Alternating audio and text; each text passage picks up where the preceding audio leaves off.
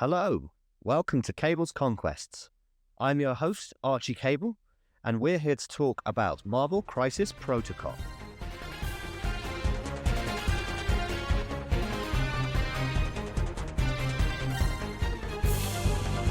The name's Cable.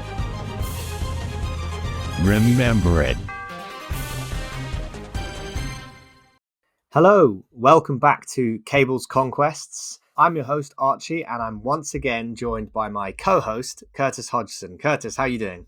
Hi everyone. Yes, I'm doing great, thank you. You've just had an incredible weekend up in Stockport, and I'm looking forward to hearing all about it.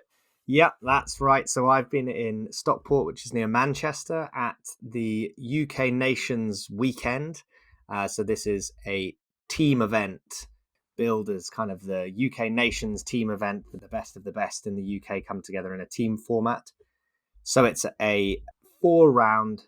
It's 2 days, but the first day is really the team event. So that's what we'll be focusing on in this episode. So it's 4 rounds, teams of 5, Highlander. Wow. Okay. So for those listening, that means no repeat characters across the team. So with 5 players in a team, that's 50 unique characters, and no repeat tactics cards either. Yeah. Are there any other stipulations? You have to take all of the crises at least once across your team, and then no crisis can be taken more than twice. Right. Okay. So some can be taken twice because we know we've got 10 extracts, 12 secures, or maybe the other way around. So some of those are going to need to be repeated, but you can't do it more than once. Exactly. So it's a really interesting list building conundrum for your team. So on that, my team was myself, Dr. Norbert, who is mentioned on this podcast a lot. He's the hub of the London community. He really is, yeah. Big name. We had Ron Wild, who's another guy in the London group. We had Steve, who is sort of in the London group, but I think he's moved away. He's not quite in London now. I think he's in Bristol. And then our captain is Connor Rooney, who's the big webs player, big web head. Of course, yeah, up there in the top couple of people, isn't he, on webs on Longshanks? So a lot of people will be familiar with him. Yes, indeed.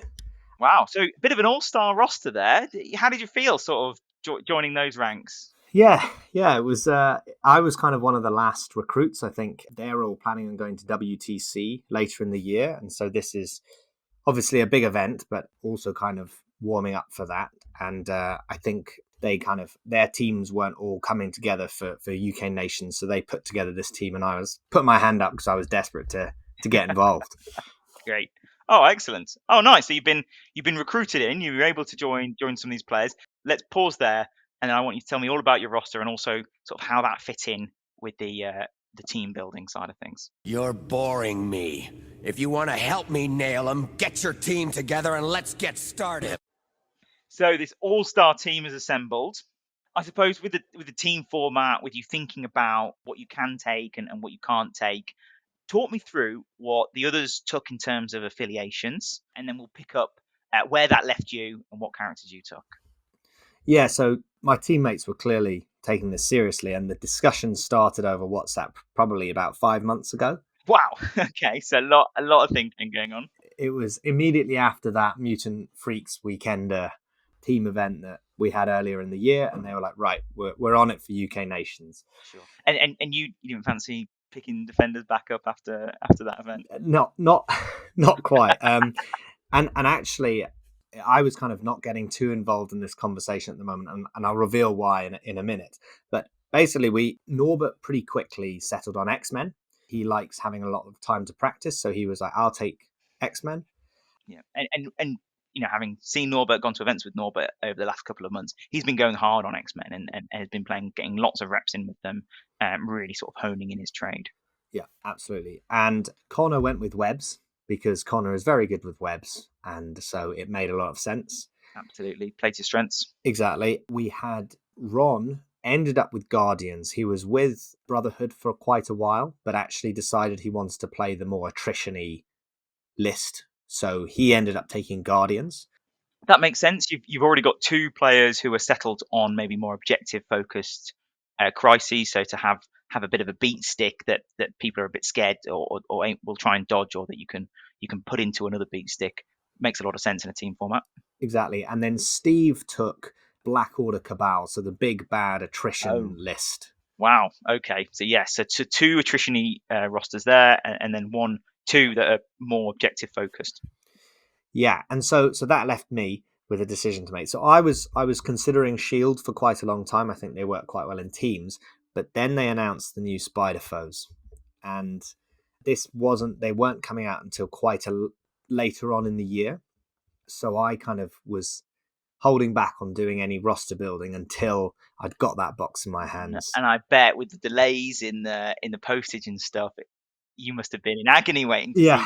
Yeah, and because I think we mentioned this in the last episode, but I didn't want to see the rules until I had the box in my hand. I wanted that excitement. So your level of restraint is very impressive. So I was going crazy. My teammates were going crazy, but we got the box and we settled on Spider Foes, and I'm very happy with my decision. Nice. They must have been tearing their hair out, because I bet there's a couple of characters in there that they might have wanted to put in their roster. I'm thinking Rhino. Obviously you'll get dibs on him being affiliated, but were they chomping at the bit, hoping to squeeze him into their rosters? Yeah, and Connor had Lizard in his roster initially, and then I stole him. Oh, right. Well, let's go through who were the 10 you took, and sort of the rest of your roster in terms of crises and tactics cards. So I've gone with Doc Ock, Sinister Scientist. We have Electro, Rhino, Sandman, Vulture, Lizard, Mysterio. So they're my Spider Foes. And then as splashes, we have Doctor Strange, Sorcerer Supreme, Luke Cage, and Okoye. For my team tactics cards, we have Sinister Traps, Surprise Webhead, Custom Upgrades, Strategic Retreat, This Is Our Day, This Is a Robbery, The Grand Illusion, Monkey Brain is Lizard Home, Heroes for Hire, and Indomitable. And finally, for Crises, for the Secures, we have Sword Base, Mayor Fisk, and Mutant Madman. And their extracts are Paranoia Pummels Populace, Cubes, and Skrulls. Okay. So a good portion of the roster being Spider Foes, which is quite straightforward. There's lots and lots of characters now. You've gone for 3 out of the 4 of the new affiliation box, which is great. Shocker didn't make an appearance, did he? Shocker didn't make the cut. A couple of reasons. I find him a little dull on the table. I think he's good, but a bit boring. And also, he's not painted yet. Ah, right. Well, we don't like that on Cable's Conquest. No, exactly. So, yeah, he's on the shelf. Nice. Yeah. And were there any characters that you were hoping to play, but sadly had already been sort of taken by other members of your team? Yeah, so Okoye is a bit of a strange 2 threat for my list, but I really wanted Bullseye. But unfortunately, Steve playing Cabal has dibs as he's affiliated. And then also, this event was right on the weekend where the new Asgard characters came out. And I was dead keen to play new Loki, because I think he's awesome in Spider Foes. But unfortunately, because we had to submit our roster before they came out, he wasn't allowed. So that's why I've settled on Doctor Strange, Sorcerer Supreme as kind of an alternative 5 threat to that. That makes a lot of sense. And Doctor Strange, Sorcerer Supreme, he's actually probably quite a useful 5 threat for you. He can be a centerpiece, and if you can power him up with both the leadership as well as his own power generation, he can do that scalpel, for both himself and others. So there's a lot of control in him. If you remember in our last episode where we did the Punisher format, he was in there as kind of on trial, and so he did make the cut. So that Punisher event came at the perfect time for me to trial out my characters, UK Nations, and this was ultimately what ended up making the cut. Excellent. And were there any sort of contentious decisions that you had to make with the crises, given that obviously the restrictions from the events? Yeah, so by and large, I kind of got away with it. You can see from my crises that I'm trying to play a bit more central than maybe a lot of people play Spider Foes. And pay to flips as well with Sword Base and Mutant Madmen. Yeah, so I was really kind of a coin flip between Mutant Madmen and Infinity Formula. And I ended up going with Mutant Madmen because I think Spider Foes are pretty good on pay to flips. They're not X-Men levels, but they're pretty good. Yeah, certainly turn 2 onwards, when they've most of them have got 3 or 4 power to do whatever they need to do and flip the points. Yeah, and I preferred the 18 threat. I had a team that I wanted to play at 18, which was better than I thought at 17, which ultimately was what made that decision. The other one for the extracts was cubes. I wasn't that keen to take cubes. It was one of the extracts that no one else had taken, so I needed to take that in my team. Okay. And it's not the end of the world for you because you've got 2 healing factor characters there, plus a number of other characters who can either, do the bodyguard slash taunt to take hits if someone is looking a bit fragile with a cube, plus damage reduction in Rhino as well. So not the end of the world. The idea with these crises is I want to be kind of middling. So I want roughly 4 points a game for each of the crises, because I don't want to go really low because I'd get beaten up by attrition teams, but I don't want to really go really high because these control teams will outscore me. And cubes kind of was a bit on the high end, but I have some cards and characters that can mitigate that kind of high level thing. So Rhino's obviously a very good character, but also Strategic Retreat, which I think is a little bit slept on as a card for the new Spider Foes pack, because especially, and I should say the submission for this event came after the card changes, after Ministravaganza. So we lost the likes of Mission Objective, Advanced R&D and things like that. So the stock on Strategic Retreat goes right up, particularly in a team format where there's only going to be one player with it. There's no mission objective alternative. That mission objective is the perfect counter to this as a robbery as well, which is now off the table. So yeah, okay. So actually having a few extra extracts, you can play an extract game, and that's not the end of the world. Actually, in fact, it plays into your style. And the other card that's actually pretty good for the extract game, which is also I think slept on, is This Is Our Day, which is Doc Ock's card. Where basically if you drop an objective for a round, if you drop an objective, so if your opponent makes you drop an objective, the Spider Foe player gets to place that extract and also gets to place it within range 3 as opposed to range 2. So it's a really good way of stopping these scoring teams from coming up, stealing your extract and running away with it. So that card, I think, though that there's a few bits and pieces in there that I think help me on that objectives. Well, it doesn't sound like with the rules and the restrictions and the team format that you've had to make too many compromises that aren't mitigated for with either other characters or maybe leaning into a different type of play. When you turn up at the table, with this roster, like what is your plan? Who are your core? Who are you building off? What is the game plan? So obviously I've only taken one leader, and that's Doc Ock. So he is always on the table. He won well, he didn't win the Punisher format because he died straight away. But you learn, I imagine, from the others that he was the way to go. Yeah, I just think his leadership is better, and he as a character is better than Green Goblin. So that was the idea. So yeah, so he's always on the table. And then I have a couple of directions that I can go. I can either go and try and go control and try and score. So if I'm coming up against an attrition team, I think I'm going to lose that attrition battle. I'll go with the likes of Rhino, Sandman, and Lizard, just to try and be tanky and score points and score out quickly. But the one I really want, the list I really want is to be able to bring Mysterio along. So that is kind of Doc Ock, Mysterio, Electro, and then maybe Doctor Strange, Sorcerer Supreme to come in as well, to really hone in on that tricks and traps game. And actually that's the way that Spider Foes wins attrition, is with all that chip damage going through to take characters off the board. So that tends to be if I'm up against a more control team or a team that's a bit more even and maybe weak to Mystic. That's the kind of list I'm looking to run. And I think with the crisis that you've got, that Trap House game works. You win priority, all your secures, they're either a box like Sword Base or the B map with Mutant Madmen, where people are trying to probably try and stay in it so they can jump from one to the other. The pay to flips as well forces teams to move, and when they move and they land in a zone that you can then trigger a trap, do a damage, move again, that triggers the next character's trap or whatever, and you really get that ball rolling. And it looks like from your crises that it's going to be hard for any opponent, regardless of what roster they're bringing, to avoid that. Exactly. And Mysterio, I should say, specifically on Sword Base, is particularly good because he doesn't have to roll. It's a pay to flip boy. He doesn't have to roll his physical or energy defense. He's the same as everyone else. And also, if you're winning the swords, you get to push someone, which can push them into the trap house. Great, yeah. And he can, I imagine, the range on, what's his card? The Grand Illusion. Yeah. You put him in the middle of those traps. In the middle of those the sword bases.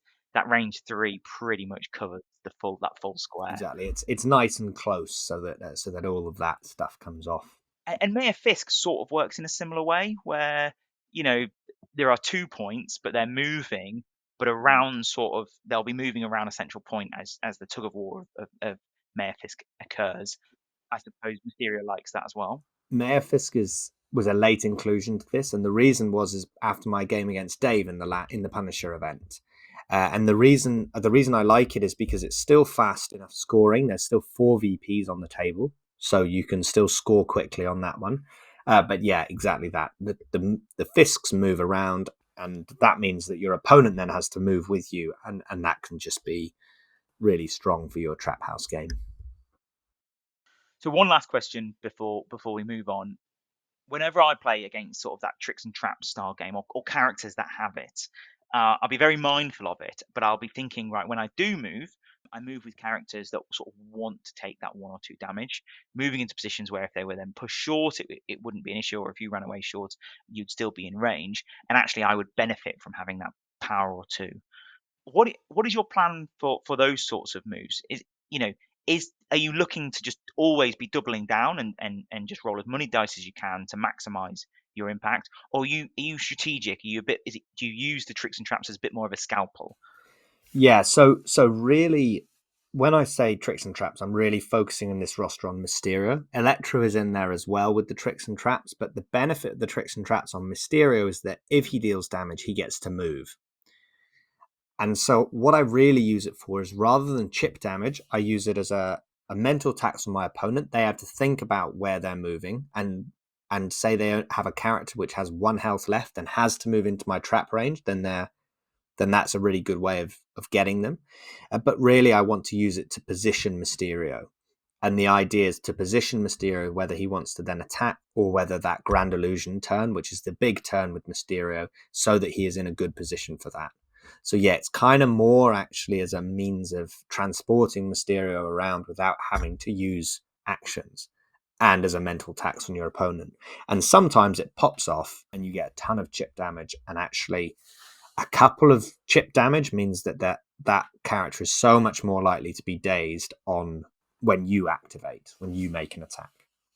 Yeah, and given that they've already activated to trigger that, and then it incentivizes you to take those out, I imagine as well the added benefit is it helps you maintain priority or manage priority a lot better, because it's encouraging you to make those decisions. Yeah. Additionally, I've got characters that have a lot of displacement, and so the tricks and traps works with any type of movement. So it means that, say you need to do 2 damage to a character and you only do 1 with your attack, but the attack has some displacement, you can tricks and traps to get that final damage through. And I imagine in the days of exceptional healing, that's great. You spike on your attack, but they only take 1. They've got 1 left after that. You push them into the tricks and traps. Obviously, for this event, those days are gone. But I suppose the principle still stays. Like you say, when they're left on 2 or they're left on 1, you've got other ways to move them around. When are you not playing that tricks and traps game? You've got other characters here that, like you say, you've got tons of displacements, like a fair bit of survivability, maybe a decent sort of like extract chase game in Rhino, and get something on Vulture and get him moving around and moving opponents. Lizard as well can just sort of sit on a point. Sandman can push people off. Is there a point in when you're not leaning in the trap house? You playing more attrition or objectively focused? When does that happen, and who turns up? So the trap house is really my attrition. So it's when I want to go more objective focused. So when it's a wider map, I'll go dislike control, because Mysterio is rubbish on a wide map because he's so slow. And also, if I'm coming up against a team that doesn't mind taking chip damage, so the likes of Thanos, Bill, all can just reduce that damage or don't mind taking a bit of chip damage. Even Hulk, the trap house game kind of can be okay against Hulk, but because he's got such a massive health pool, actually the control game is better against him. You're not realistically going to kill him unless you get really spiky dice. It's nice when Mysterio can move out of range 2 of him, but Yeah. he could potentially scammolate back in, and you've just given him maybe an extra dice in his attack. Exactly. So it is a balance, and it's certainly, and I'm still learning with these foes, especially after this event. I've now had a lot more games with them, but I'm still learning with these foes going into the event, so I'm still figuring out when I want to play this. Great. Well, you've got a team event to handle, and then fingers crossed, we'll find out in the next episode how you fared in the singles event. So what you might have learned from Saturday's activities. So we'll pick up that there.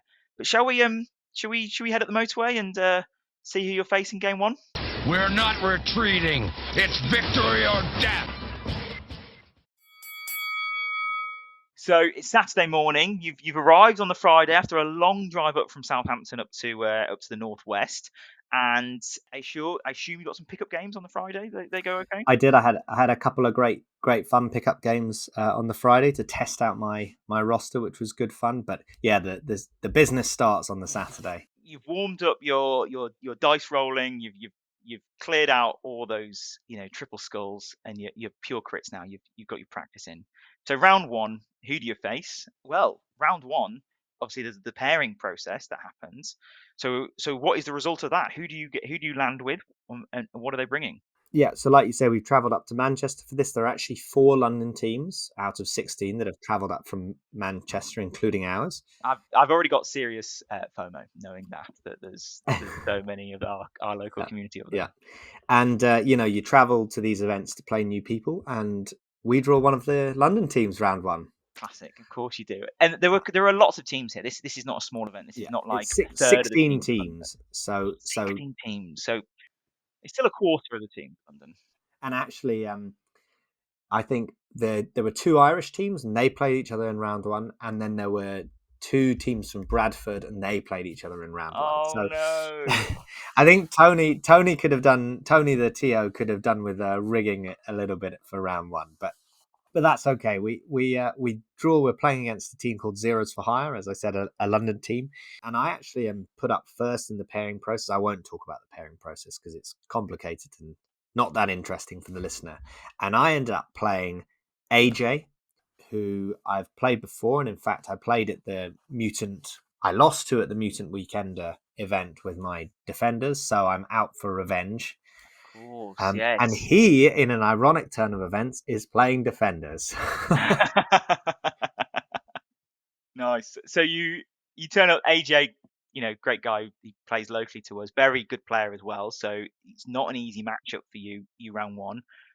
You roll priority. Who wins priority? So I win priority, and I went for my extracts because his were kind of similar to me, and we draw Infinity Formula for the secure and struggle for the cubes for the extract. Well, that's a good start because you were umming and ahhing about whether Infinity Formula should be there in your roster anyway. Exactly. So it's a perfect opportunity to see if my team is actually good on Infinity Formula.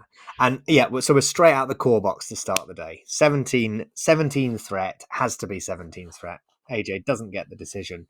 So I bring with me Doc Ock, Sandman, Rhino, Lizard, and Okoye. Oh, okay. So you already sat. You've looked at the crisis and you thought there's too many points on the table here. I'm not going to get my trap house off. The Bs are too wide. There's 5 extracts. Okay, nice. Brilliant. Exactly. I'm also thinking, looking across at AJ's roster with Hulk in it and big hitters in defenders. I'm thinking I'm losing the attrition battle. So let's go with the control and try and just score out as fast as possible. You brought in all your damage reductions. Yeah. Yeah. Nice. Exactly. And he brings. It's quite an exciting roster. Quite an interesting roster is Daredevil, Namor, Shang-Chi, Okoye, and Wong. Oh, right. Okay. So essentially, he's expecting a lot of work to be done by Daredevil, Namor, and Shang-Chi, which, 2 brand new characters there that people are so positive and there's so much hype about in Namor and Shang-Chi. And then with Wong and Okoye to what sort of enable them, sort of keep them alive, maybe with a few with bodyguard from Okoye and healing from Wong. Exactly. And funnily enough, this is where this is classic team event. The only cross we have between our teams is 2 Okoyes, neither of who neither are you affiliated. really wanted. Yeah, neither are affiliated. I imagine there would have been someone else had you had a full pick of the bunch. Exactly. We set up nothing particularly kind of fancy on this one, and I do the classic lizard play and take a central grab. And this is my first time playing against Namor, and Namor has a really cool special rule where he ignores damage reduction when he makes attacks. He's also long move, medium base, so he can get up to the middle in one. And with Wong, he can turn his charge on round one. I'm aware of all this, and I still do the lizard play. And the reason is because kind of I want to see what happens, and also because of strategic retreat. So this is my mission objective. So even if lizard goes down, What's the power cost on strategic retreats? so it's 4 power, but with my leadership, essentially lizard has to take 3 damage to be able to get it off. And so I'm kind of hedging my bets a little bit here and banking on taking a bit of damage, but still being able to get it off. Other than that, so the round carries on. We kind of bounce back and forth. Okoye and Sandman are holding on my team, and his Okoye and his Shang-Chi are holding their home objectives. So our Okoyes are lined up, both holding an extract. He passes the power with Wong. Namor finishes off the round, and Namor charges in, hits Lizard, staggers Lizard with his charge, and double taps Lizard. I can't get the strategic retreat off because I choose not to get the strategic retreat off in the end. I make a bold call because he didn't do that much with the first attack. Well, I was banking on Lizard to tank it, and Lizard tanks it with 1 health remaining. Oh, So I get a little bit lucky there. yeah, and that enables you to get out of there. Yeah, exactly. And the reason I didn't choose the strategic retreat is because there were some measurements that were slightly out, and the person I wanted to pass it on to was Rhino, and he wasn't quite in range, and also to be on an objective. So I kind of made that bold call and got away with it just. AJ, to finish the round, actually uses Mystic Ward, which is a new defender's card, which essentially stops me from scoring one of the secures. So they put a token down on the secure and it prevents me from scoring it. So I have a bunch of people on the Infinity formula, but I don't get any points for it. And so despite being up on extracts, the round ends at 4-all. So despite taking a bit of a hit there, you've managed to keep parity. Yeah, exactly. So Lizard goes, and he's staggered, right? So he can't do his classic double move into the corner and kind of sit there. So what I decide to do instead is Lizard's now got loads of power with a combination of the cube and being attacked. So he shakes his stagger and does his spender into Namor. And I think I get reasonably good damage onto him. I get like 3 maybe. But the benefit of this spender is he is now slowed and bleeding. Yeah. Does it push him as well? Or is that just his build? No, that's his builder. Right. Namor hates slow because he's a long move. Of course. And he's stuck in the middle of the table now as well, Namor, with all the points being on the edge. And Lizard has the power to throw Namor away from him. So Namor can't even attack him just yet. And then he healing factors, but Lizard is now stuck in the middle of the table with the extract. What I didn't take into account with this is that Wong's on the table. So Wong heals the slow off Namor, but actually in doing so, he's had to move Wong off a point. So now Wong is stuck in the middle without scoring any points. But he needed to do that really to... Yeah, I think it's a worthy trade-off. You lose a point, but then the point gaining potential of a Namor who can affect the whole table is huge. Yeah, exactly. There's a bit of pushing and shoving on the edges from some of our other characters. You know, our Okoyes, I think both our Okoyes basically go, we'll just put our tick down. They do nothing. Sitting on an Infinity formula with like 6 power from it all. And... Yeah, exactly. Namor again goes penultimate activation, or kind of one of the later activations. He does daze Lizard in the end. I think he's again has to hit him twice. I still choose not to use strategic retreat at this stage. And the reason is because I've got Rhino still to go, who's been sat on an objective. On the right objective, Namor is now charged with holding my cube that Lizard was holding onto my back left Infinity formula. And so Rhino pushes across the map, jumps onto Namor, and actually manages to daze Namor, which is a huge play from Rhino. It wasn't kind of a crazy odds. I think Namor only had 2 or 3 health left, but it was big because it now means that Rhino can pick up that cube. His 5 threat has been dazed, and I'm now holding that kind of back objective. So the round ends with the score being 9-7 to me. So Wong is off a point, which means he's not scoring it. So I'm able to kind of take advantage and take a little bit of a points lead. I think you've made good use of sort of the position you're in to force the point swing, because he's having to put a lot of his action economy into getting Namor going again. Yeah, exactly. And also I've been able to keep priority. So I've done it in an order where I've not dazed anyone before they've activated. So I'm keeping priority. And this is crucial because now I've essentially got Namor on my back left Infinity Formula surrounded by my guys.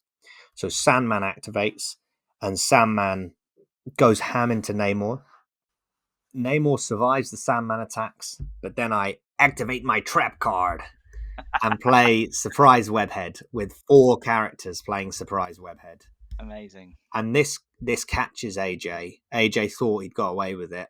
This catches AJ out, and with 4 attacks, I don't think I used all of the attacks, Namor goes down. So Namor is off the table, top of round 3. That's a big swing. Which was a big moment for me.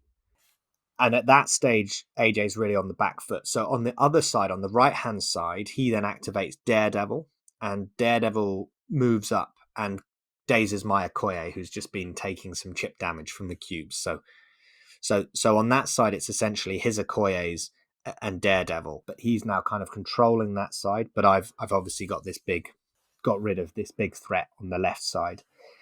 And actually, I think this was a bit of a mistake from AJ because he's gone with Daredevil, which allows me to go on the left again. Or just fill the gap he's just left. And I daze Shang-Chi. Before he's gone as well, so he can't. Before he's gone as well, because Shang-Chi is similarly holding a cube. So he's similarly been taking chip damage. And Doc Ock steps up. I think he throws so that he gets that kind of extra chip damage, and then he just does a couple of attacks and manages to take out Shang-Chi. Yeah, it's difficult to take out Shang-Chi, who's got a full health pool because of the counting blanks. But if you can throw him about a bit, plus, like you say, he's already taken 1 or 2, then Doc Ock's attacks don't need to be that reliable, do they? Exactly. And so this is big because then he's only got his 2 threats to go, and Wong's not really He's not game changing, is he? Doing too much to my team. And so the round ends kind of, there's a bit of movement shenanigans around from the rest of my team. I'm trying to position them in a decent spot, but the round ends at 15-10 to me. Right, okay. So you take your 2-point lead has become a 5-point lead. Yeah. So he's holding down that right hand side. In fact, I think Lizard is able to get onto one of his points and contest it and throw Okoye off, which allows me to take one of those right hand points. But yeah, the left hand side is where I've really locked down with most of my characters. And I actually thought when you said, oh, he's going to go with Daredevil, he's going to go back into that circle of 4 foes characters and just, spend her into them. But he's opted not to do that. Maybe. Well, I think Daredevil couldn't reach. I think Daredevil's kind of been a bit sat on his back right point, and so he couldn't reach. And yeah, AJ's now facing an uphill battle. He goes with Shang-Chi first, who staggers Rhino, dazes Doc Ock with his spender. Doc Ock is holding a cube, but this is where I finally play strategic retreat. So I pass Doc Ock's token to Sandman, who's now holding 2 of the cubes. Doc Ock goes down to Shang-Chi's spender, but he's not doing any objective play now. And at that stage, kind of I'm just scoring out. And so I think the game ends at the end of round 4 at 21-11 to me. Wow, a huge score. I mean, once you lose your 5 threat damage piece and your game plan is relying on sort of two threat support characters to enable that, it sounds like you've had the agency with priority to minimize the impact that those 2.5, 3 characters are having on the game. Yeah.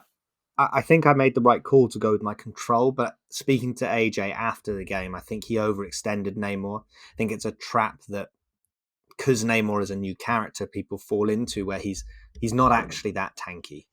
No, he's very good at taking out tanky characters, but he himself doesn't have the defensive tech or the health pool to sort of justify sort of being really gung-ho with them.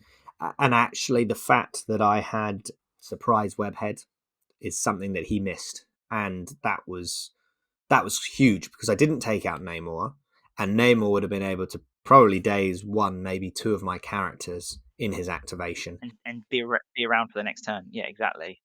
So that was kind of the pivotal moment. And to be fair, I got quite lucky with Lizard surviving early. But yeah, after that, Lizard did well to kind of control Namor. And then when Namor came back in, he just came into my den, as it were. Yeah.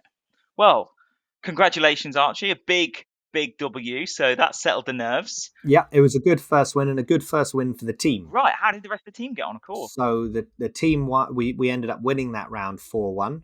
So it was a pretty good start, kind of a really tough start for us because, the London teams, all of them are really good. And so we were really pleased. We got off the board. We got a win under our belt, and I got a win under my belt, which is always good to start the weekend. Congratulations. And you've played your part, and the team now goes into the next round on the back of a win. So I'll see you in round 2. So the team's giddy, I'm guessing, with a big win under their belt, big win for yourself as well. So you're pairing up against another team that's won, but potentially not necessarily a player who's won their first round. How does the pairing process end up, and who are you facing? So again, I'm not getting involved in the pairing process. I end up playing against Ross, who did win his first game, but he was very much saying that, I got lucky with the dice. No, he was one of those. He was playing it. He was one of those. I think he knew what he was doing, really. But he was playing it with X-Men. Cool. Okay. So this game I'm really excited to talk to you about, Curtis, because he had some hot takes on X-Men, which you may or may not agree with. Okay, excellent. So we roll priority, and I get priority again. I go with my secures. I don't want to play the X-Men pay to flips. But what do we draw? Sword. Well, I mean, sword's not too bad. Not too bad. It's of the pay to flips. It's better for you. Yeah. And I mean, you've got 2 pay to flips anyway, so yeah. Odds are you're playing a pay to flip. Exactly. And we play Senators. So this is 10 points on the board, and Senators is renowned as a very good X-Men extract. And Ross, interestingly, goes with 15 threat. Okay, because the alternative is 19, isn't it, from Senators? And most people like 19 because with 6 extracts on the table, you need the numbers. Yeah. Otherwise, there's just Senators lying around the table. Yeah. So we had exactly that. We had this weird situation where there are 10 VPs on the table, including pay to flips, only 15 threat. So it goes from being a potentially very high scoring game to actually you can't score all those points. So it's that I mean, good news for you. It's not going to be as fast scoring as you initially thought it might be.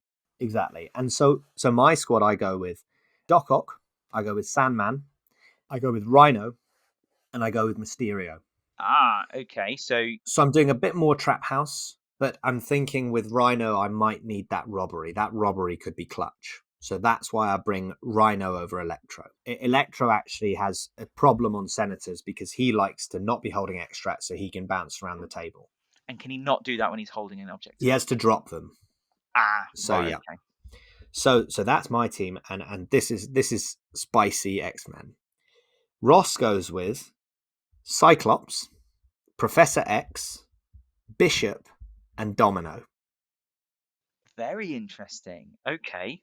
And his hot take is that he believes that Professor X's leadership is not very good and Cyclops is significantly better, but that Professor X is better as a non-leader character in X-Men. How do you feel about that, Curtis? So, I won't spend too long on this. This is not the time or the place. But I do think Cyclops' leadership is very good. And I think if you play a certain type of game where you're making lots of attacks, given that there's no ceiling on the amount of power that you can generate in a turn, it's very, very good. Particularly late game when you're making lots of attacks, you're not just moving. But in that turn 1, I think Cyclops is held back by the fact that you need to be not just making attacks, but dealing damage to start handing out the power. So turn 1 is very, it looks like any other team without any benefit really from the leadership. Whereas Charles, obviously, we talked about the absolute symphony of greatness that happens in turn one when you get your waterfall of superpowers off. And similarly, I can empathize that Professor X is a decent character, better than maybe a lot of people say he is. But as it there are lots and lots of four threats in X-Men. There are Yeah. lots of splashable four threats in X-Men that probably are better under Cyclops. I mean, don't get me wrong, it's another ranged attack, so maybe you're getting those attacks off round one, that they're mystic, so you're rolling against the opponent's probably their weakest defense. And I've had my fair share of spikes with the where he gets to move them, the one power spender, and if that's bringing them into range of another attack, etc., fantastic. So it was a great list. I love to see it, but I actually agree that Cyclops in this list is probably better because there aren't as many superpowers for Professor X to gain the power. But I mean, Cyclops himself has a decent suite of superpowers, but it sounds like he's looking to make lots of attacks. And I suppose with First Class, he's not worried too much about his power economy in round one because he can just go up and pick up the senators and flip the points. Like, he can do that under either leadership. Yeah. And so this is exactly what I think. When we set up the table, I was thinking, okay, I'm going to have to be the attrition team here, probably because I'm going to go down on points early because of First Class. So I bring in this one Sinister Traps. And so I put the Sinister Traps on one of his sword bases. And the idea is I just want to get some damage through. I don't really care that he's going to be able to jump back on the point. I don't really care about them getting more power because they can still do the double flip. Sure. And the alternative is they just don't go for that point, and then maybe that's one of their nearby sword bases out of the game. If I was given a trap on the sword base, I would probably lean into going to pick up more of the senators and not, because given that you can only move once you've picked up a senator, I might then just avoid that sword base. Again, great for you because it reduces the amount of points scored. So this is my thinking, and so I kind of move up with Mysterio, pick up a senator. He moves up with Domino onto my trap. He doesn't fall into the trap of ignoring the trap, but he does take 4 damage. 4 damage. So it's a massive trap. Oh, that's gross. One-off dazing Domino with a trap. And so Domino, he's now quite worried. And then I move Doc Ock to grab Senator, and Xavier, as you alluded to, walks up, spends the 1 power and pulls Doc Ock up. I think he actually gets a pretty decent attack off and does 3 or so damage. But I get a bit lucky and Doc Ock survives a Cyclops attack on, I think he's got 1 health or 2 health left. So Doc Ock does survive, but he's right in the middle of his team now. That makes me feel really good that one thing I suggested that you could do, he's done. Okay, he did it. I can see where this guy's thinking. Yeah, and I like it. So we end up with 3 all on the senators, but he has 2 swords and I only have 1 because I don't have the power to flip the second one. I'm okay with this. I'm 4-5 down at the end of round 1, but Domino's taken a bunch of damage. I think you've gotten very lucky. I don't want to call you out here, Archie, but the fact that he's gone up on points, done a serious amount of damage to your leader, and that sort of your saving grace is your trap, which has just spiked into Domino. So yeah, traps win games. It's a game of traps. And then Doc Ock goes because he can start the round. He launches. He now has power for days. He launches Domino into Cyclops, which dazes Domino. So I want to body off the table, or not off the table, but he then does his spender into Cyclops, who's taken a bit of damage from being thrown into, gets a decent chunk of damage through, and Cyclops is 1 off going down. But he now has, because the spender dealt damage, he now has shock, poison, and bleed on him. So he needs a shake, otherwise he's down himself. Exactly. And so I see this and I'm like, okay, I could hit him again with Ock, but he would then be ripe for the taking. So I decide to run him back onto a home sword base in cover so that he's a bit safer with my extract. So I take the kind of extract play rather than the murder play. I don't want to, maybe this is up his sleeve. Has he got a particular X-Men affiliated tactics card to save Cyclops here? Funny you should say that. He then goes for Cyclops. Children of the Atom. Yeah, that's a nice Children of the Atom. Yeah. 3 power as well. Totally caught me off guard here. He gains his power. He then goes and he he kind of moves across, but can't actually do that much damage. I think the position that he's in, and with Mysterio's stealth and Doc Ock now being out of range, Cyclops doesn't have the most impactful turn. He has an okay turn, but not the most impactful. But importantly, he survives. And I think that's big, because if he has to shake, he's then literally doing nothing. And then annoyingly on the other side, so we've got this is all kind of going on the left. Professor X is in the middle, and we have Sandman versus Bishop on the right-hand side. And in the first round, Sandman gets dazed by Bishop. Bishop has a good turn into Sandman and takes him out. Yeah, I mean, Bishop can deal some damage. You know, the auto incinerate on his builder can be really effective, and he's got size 4 throw. So yeah, exactly. And then on the left hand side, Xavier goes. He also gets a big turn, and he dazes Mysterio. So Mysterio, I think Mysterio taking some damage from Cyclops, but despite the Mystic defense with Mysterio, Mysterio does go down.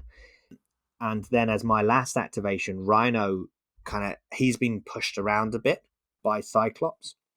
Rhino tries to get Cyclops and just he whiffs his 5 dicer, and Cyclops survives on 1. So it's been a pretty shocking round for me. yeah, and it looked like it started so well. Despite the start, I just a couple of attacks here and there just didn't go my way. A couple of attacks here and there went his way. In fact, that's why I didn't whiff with Rhino. He Xavier's Dreams. So Cyclops survives on 1 with Xavier's Dream, and the round ends 7-11. So he's been able to flip. I think he's now got 3 of the sword bases and 3 of the senators, and I've got 1 of the sword bases, but only 2 of the senators because my characters have gone down. I'm starting to warm to Charles Xavier as a non-leader, because on sword base, similar to your argument with Mysterio, he's not having to use his physical or energy defense. He's the same as everyone else, and his medium base, medium move means he gets around a bit. Plus, he spends a power to roll 6 mystic dice. Chances are he'll do at least 1 damage, then start moving other people off them. Exactly. And so actually he was very good. And I'm a bit worried at this stage because, sword bases are a tricky thing, because I'm now 3-1 down on them. So if I can't flip them, I'm going to be 3-1 down on them again at the end of the turn, And he has priority because I've dazed Domino. I get very lucky here because Cyclops goes and Cyclops whiffs and doesn't really do the damage he needs to. Doc Ock is still alive somehow. And so I get a bit lucky. So I then go on the other side with a flipped Sandman, who's got all the power in the world. It's my turn to get unlucky because Sandman fails to daze Bishop, leaves Bishop on 1. He does his big spender, which is rolling 10 dice. He then does, I think, his builder with a throw, and Bishop gets those wilds that do the anti-pierce. So he switches off my throw, which means he survives on 1. And he's gaining power now as well. So Bishop does a job there. So we were both laughing at this stage because we both had said at the start of the round that you having priority is big, and then when he whiffed, he's like, oh well, that's big, and then I whiffed, and he's like, oh, that's big. So it was like a round of whiffs. Yeah, and then Professor X goes, but is unable to do too much. He attacks Rhino, which is a decent shout because of the Mystic, but doesn't actually do a huge amount. Rhino's tankiness come into the fore here. He does a bit of damage, but now Rhino is quite juiced up on power. But I then go with Doc Ock. I think all Doc Ock does is he moves up and throws Cyclops into Professor X. Professor X doesn't like that. No, this dazes Cyclops and does a bit of damage to Professor X. I then do my attack into Professor X. I don't have the power to reduce his defense, so nothing really happens. So Professor X has taken a bit of damage from that throw, but not a huge amount. And then I'm able to, and then I think he passes at this stage. Oh no, sorry, he must go with Bishop, but Sandman's able to survive a Bishop this time round. And then Rhino goes, and he goes into Professor X, trying to finish him off, try and pay that extra power to finish him off. But Rhino leaves him on 1. And I then have a decision to make because I have 3 power. I'm in range of a big building, so I could throw a big building into Xavier and daze him. But I decide I need to flip the sword, and it's a guaranteed flip. So I flip the sword and Xavier survives on 1. And this is where I think, I was having to chase the game because of the swords were against me. So we then have 2 characters left, 1 each. So he has Domino and I have Mysterio. Both have been flipped. This is where I'm like, I need a bit of luck here. I need Mysterio to be able to go. And Mysterio against Domino survives on 1. Wow, very lucky. Tricks and traps, baby. Saved him. Oh, he's able to get out of range. Because he's able to get out of range. And so I think whatever it is he basically Domino's not able to do all of the kind of big attacks that she wants because I've been able to get out of the range that I need to, because she needs to go and pick up the Senator. Right, okay. So I think he does one attack, one of his big attacks into Mysterio. Mysterio takes a lot of damage, and then he's like, do I pick up the Senator? And he kind of ends up picking up the Senator. But yes, Mysterio survives on 1. And so I then go for the kill with Domino, and I pop off Grand Illusion at this stage. I should have done this earlier. It was a mistake for me not to, because Mysterio is now struggling. But he then KOs Domino. I think a surprise webhead also does the job.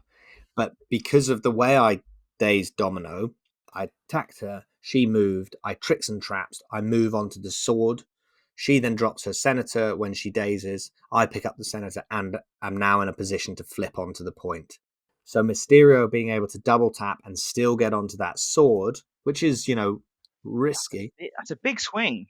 Yeah, because he could have hopefully finished you off, but he's like, nope, it might not work, so I'll pick up the point, and that's all for nothing now, because you've been able to take her off the table and score the points. It's a massive swing. So I end the round 14-13. Wow. So that's a huge round for you. And if I'd lost Mysterio, I think it would be like 11-15 to him. So it's a massive swing. But it's still tight, 14-13. Definitely. Whoever has a good round now. But you having an extra character at this point. But Mysterio, unsurprisingly, is then KO'd. I think he's KO'd by Professor X, who moves on to a sword base and flips it. So he does the 1 damage to Mysterio, moves on to the sword base, picks up his Senator and flips it. Ross was saying, he feels like he needs to go with Professor X because he's only got 1 health left, which makes a lot of sense. Sandman then attacks Bishop and finally takes him down, but he has to double tap him. So he's not moving, which means he's not on a point to flip, but he has now got a Senator. Yeah, and he's stopped Bishop from doing. And he's stopped Bishop from scoring. Means he can't flip. Oh, so a lot is resting on Cyclops' shoulders to win this game. Yeah, and Cyclops just can't do enough. I've still got Doc Ock alive, and Doc Ock can basically wait until Cyclops is gone, walk up, throw Professor X off the point, and flip it. And that's exactly what happens. And then Rhino is kind of hanging around at the end to go and flip whatever I need. And so, yeah, Cyclops' agency just isn't enough. And I end up winning 20-15.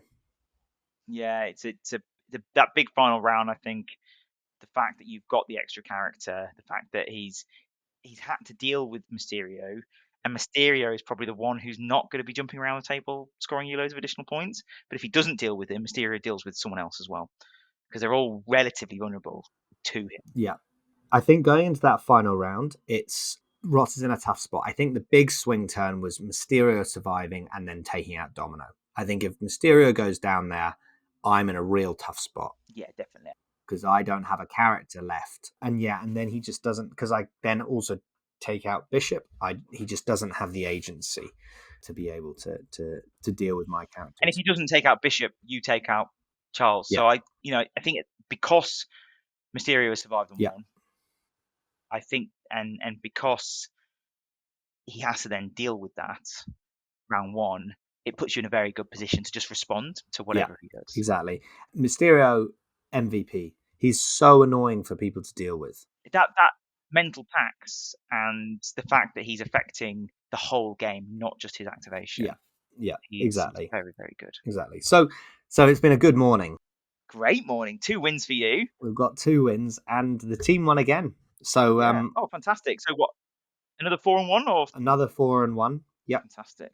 Oh, So well, congratulations. we're feeling pretty good going into lunch. So yeah, can't complain going into lunch break. Brilliant. Well, it sounds great. It sounds like you guys are really, really on for it. Fingers crossed you can at least go positive. Let's see how you get on in round 3. So Archie, we're halfway through day 1. It's been looking good so far. You're on 2 big wins, and the team is on 2 wins as well. So coming into round 3, who are you facing, and what have they brought?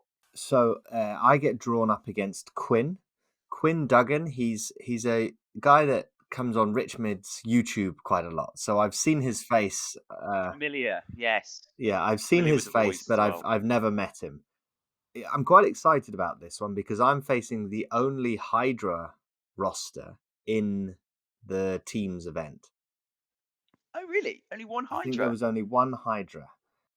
Interesting. And that's you.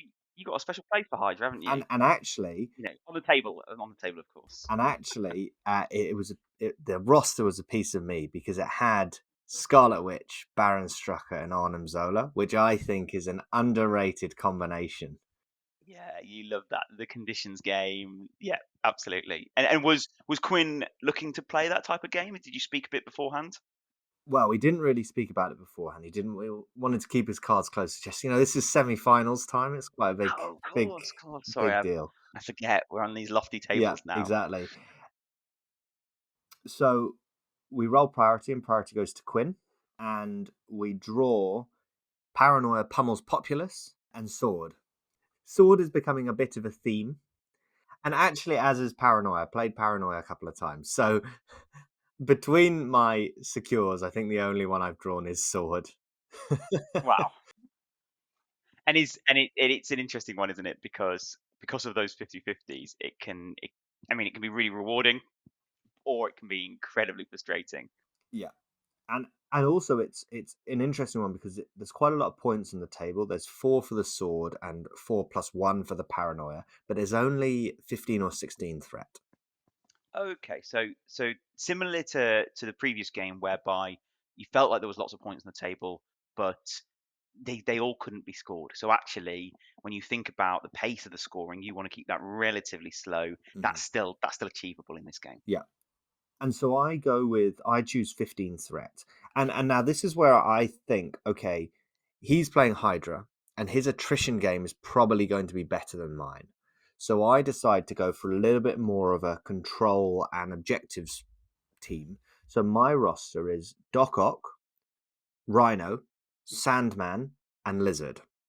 And he goes with Red Skull, Master of Hydra, Spider-Woman, Baron Zemo, and his splash is X-23.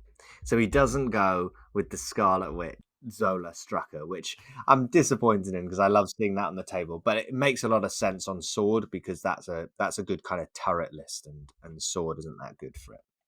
They're good fighters. He's got some healing factor in there to pick up the paranoia because he's got priority. He's also got characters that have movement efficiency, so they can make sure they're still getting their attacks in and also moving on to those sword bases to flip. Yeah, exactly. So round 1 kicks off. It's fairly straightforward. So he grabs a sword with Red Skull, I think, and flips with the grunts. So the grunts are quite nice for Red Skull because they can flip the sword for free. So what is with the grunts with Red Skull? They can hold secures. Can they interact with secures? Is it just extracts they can't do? They can play secures entirely, but they can't do extracts. Sure, that very nice because then they've no power loss either when you're interacting. It's just a free flip. But they do count for the paranoia bonus point if they're within range of Red Skull. Interesting. Very so strong. It's quite a nice little combination on this crisis. I go with Lizard to pick up a paranoia, which is pretty standard. One of the middle ones. Sandman similarly picks up a paranoia. And then Doc Ock flips my home sword. I think he flips one of his swords as well. And Rhino activates last. Quinn's got priority. He moves up, flips his home sword, and then I think is able to get an attack into one of his characters, I think maybe Zemo, to jump onto his back sword. And now he's made a bit of power. he flips the back sword as well. So I get lucky on that 50-50 early. But it's a pretty nice start, and I go in 6-4 up at the end of round 1. Strong. Quite ballsy though, knowing how hard his roster can hit Yeah. to sort of dive the back. So Red Skull is on the opposite side, and I'm thinking Rhino can tank one of the 2 attacks from X23 or Zemo. They do hit above their weight, but Rhino also kind of blocks above his weight. And also he's not an appealing character to attack, because essentially if you deal 1 damage to him, the first time you deal 1 damage to him, he'll gain 3 power. And when he has 3 power, he can basically do everything he wants, except robbery now, because robbery is more expensive. But maybe they hit him twice and Yeah. he gets himself even more. So 6-4 at the end of round 2.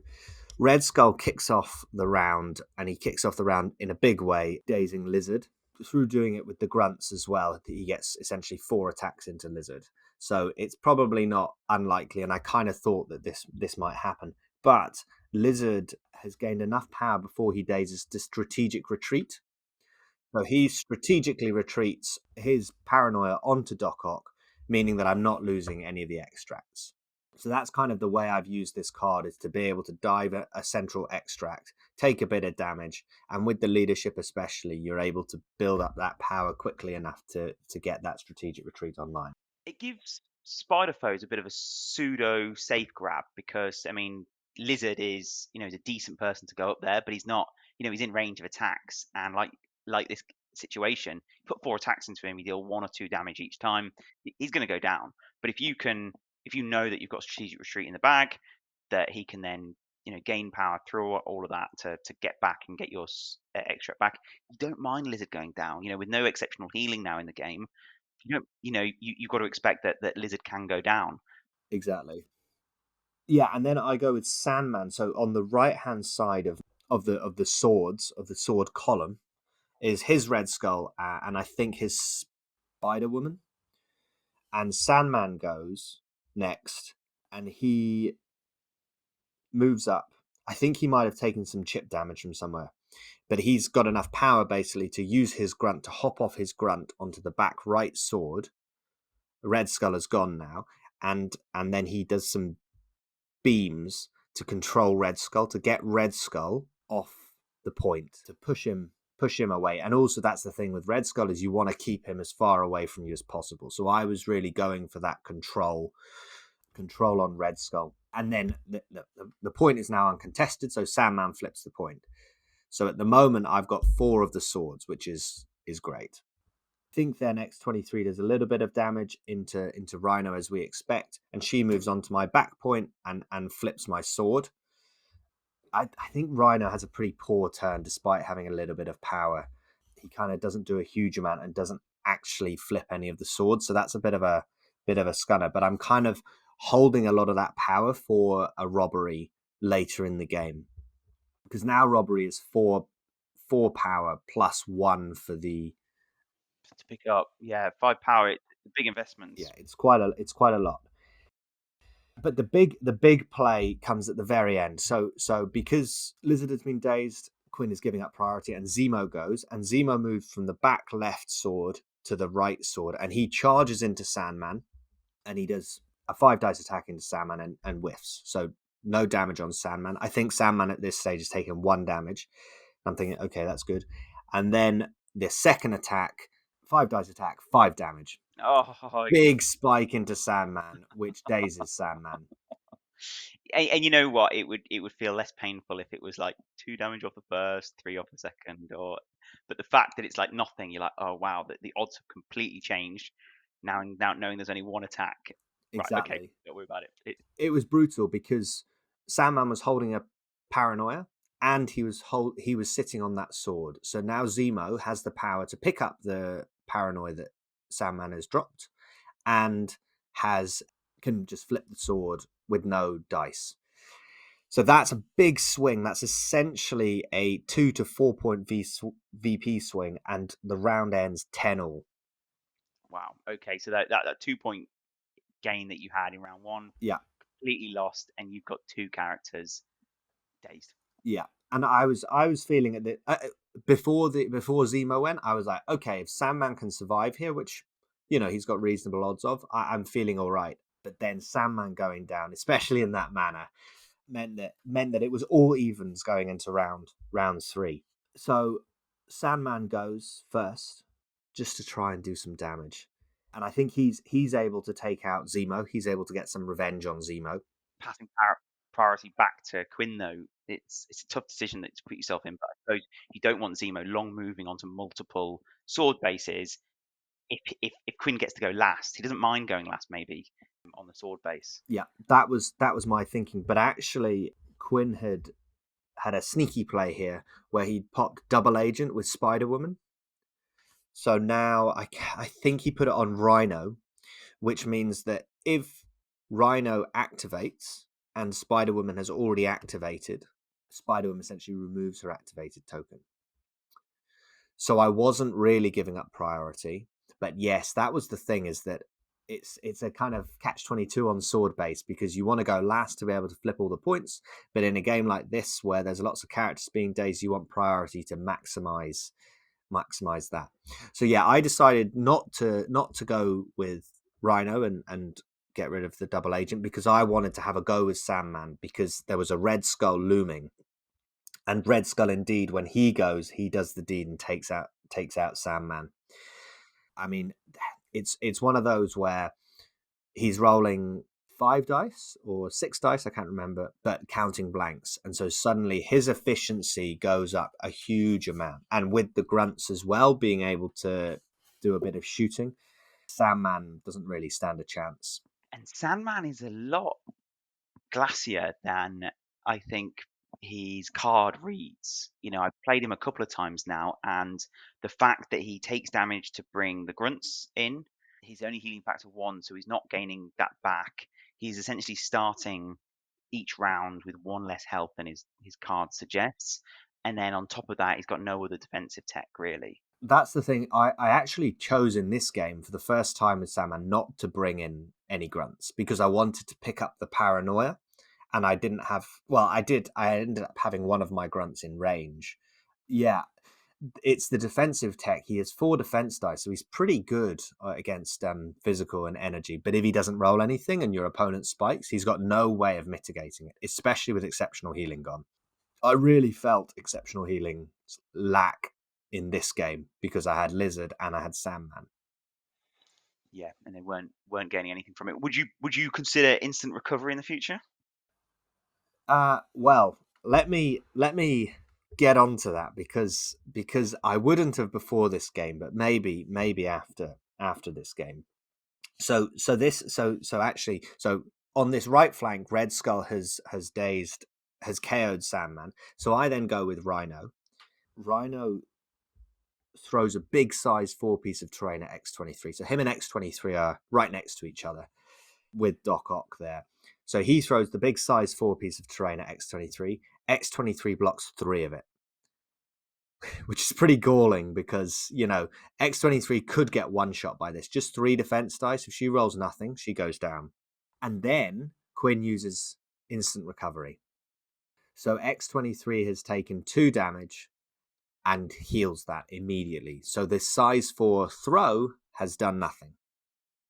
So that was quite a nice use of instant recovery. I think it's quite a niche use of instant recovery, because the likelihood is she's taking a bit more damage than that. But still, what it meant was I wanted to daze X-23 that turn with Rhino, but I decided that it's not worth it, because doing 2 5-dice attacks, needing 5 damage, plus also wanting to try and flip points, a bit too dicey for my liking. And Rhino didn't have enough power to stampede to just up that dice pool?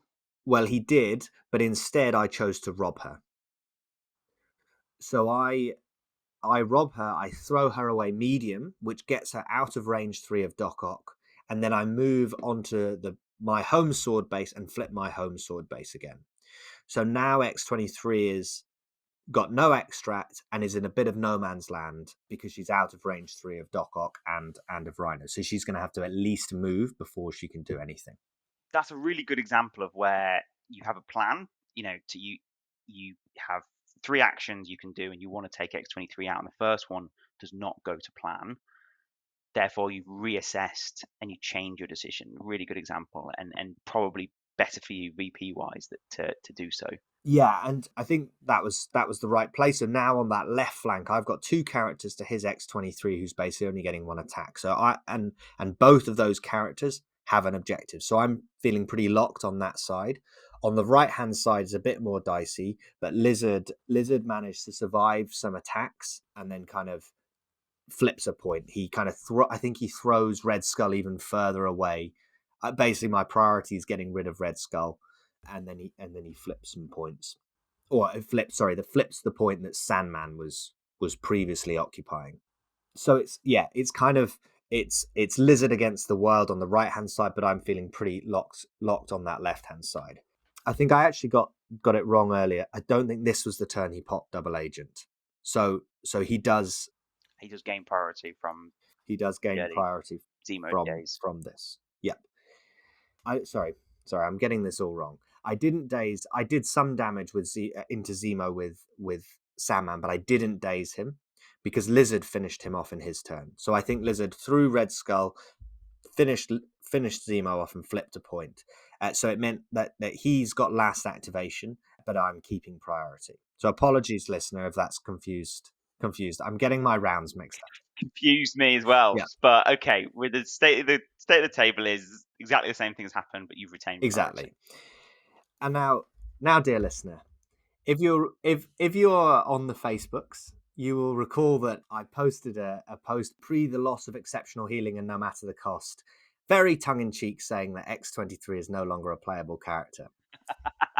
She took that personally. She, as I said, she's in no man's land, so she moves medium and one-shots Rhino. Oh no. And then go on. What happens next? And then she flips the point and picks up my paranoia. She doesn't frenzy, actually, which I think is what you're getting at. I was expecting the frenzy. But it's the one shot on Rhino that really stings, because it means that I've again had this 4 VP swing where he's gone last and been able to be able to flip a sword point and steal a paranoia. So it's pretty brutal. 2 turns in a row where he's gone last and basically one shot. So it ends at the end of the round is 14-15 to Quinn. So he's 1 point away. But that left-hand side that was looking really locked down has suddenly opened up. And, it's actually interesting. So it would have come, if she doesn't daze Rhino, it comes down to a 50-50 as to whether I win that turn.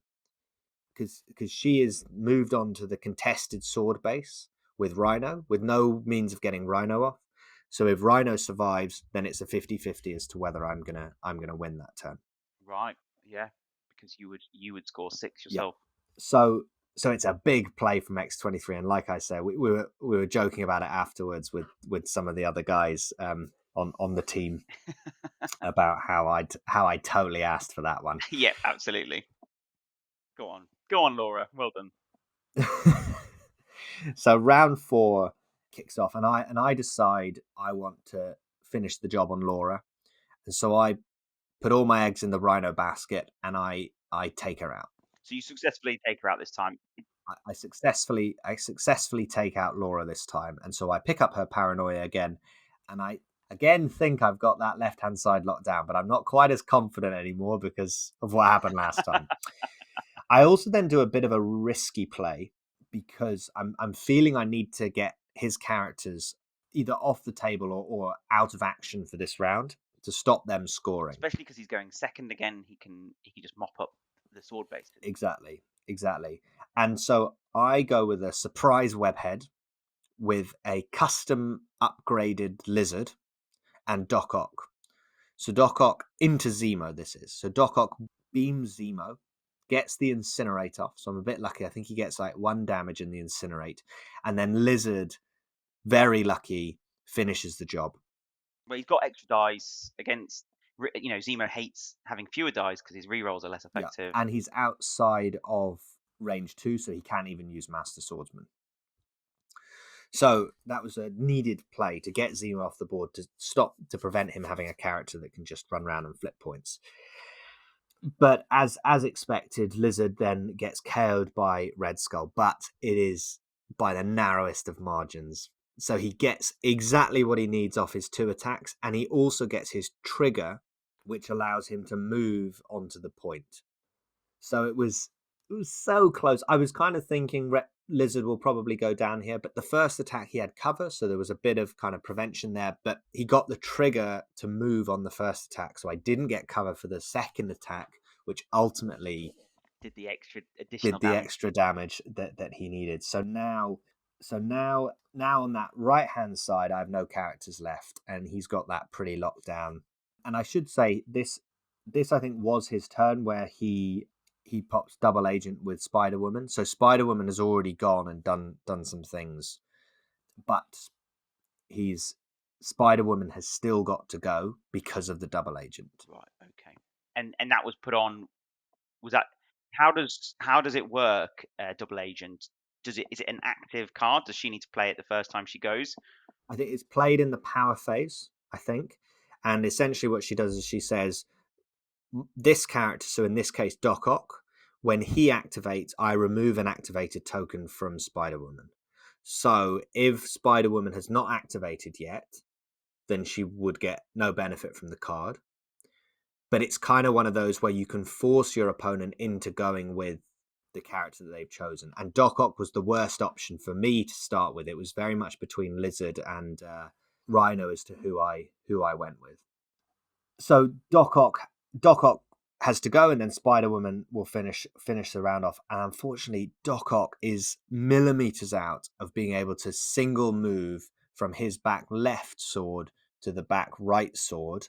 There's a building in the way, which makes it awkward for me to actually get on the point. I think he had the movement by as the crow flies, but because of the way the building is positioned, this is devastating because I decide to just sit Doc Ock back because he can't do anything effective on his turn. He'd basically move over to the sword. He'd have to double move onto the sword. He only had 1 power at this stage. He'd then have a 50-50 flip to see whether he flipped that sword. If he doesn't, it's game over because Spider-Woman just double moves onto the one he's left. So I decide to play for that safer option and stick on the sword that he's already on. Also, at this stage, I should say that I've popped off This Is Our Day for the last round. So this is Doc Ock's team tactic card, where when I would have dropped objectives, I get to place them within range 3.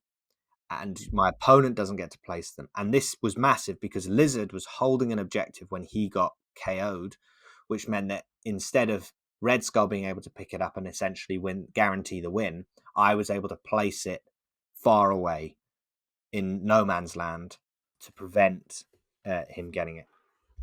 So when characters go down, it's not that 2 VP swing. It usually is. Exactly. You're just losing a point. Quinn can't exactly. Get it. That's smart. But Spider-Woman is able to seal the deal with a 50-50.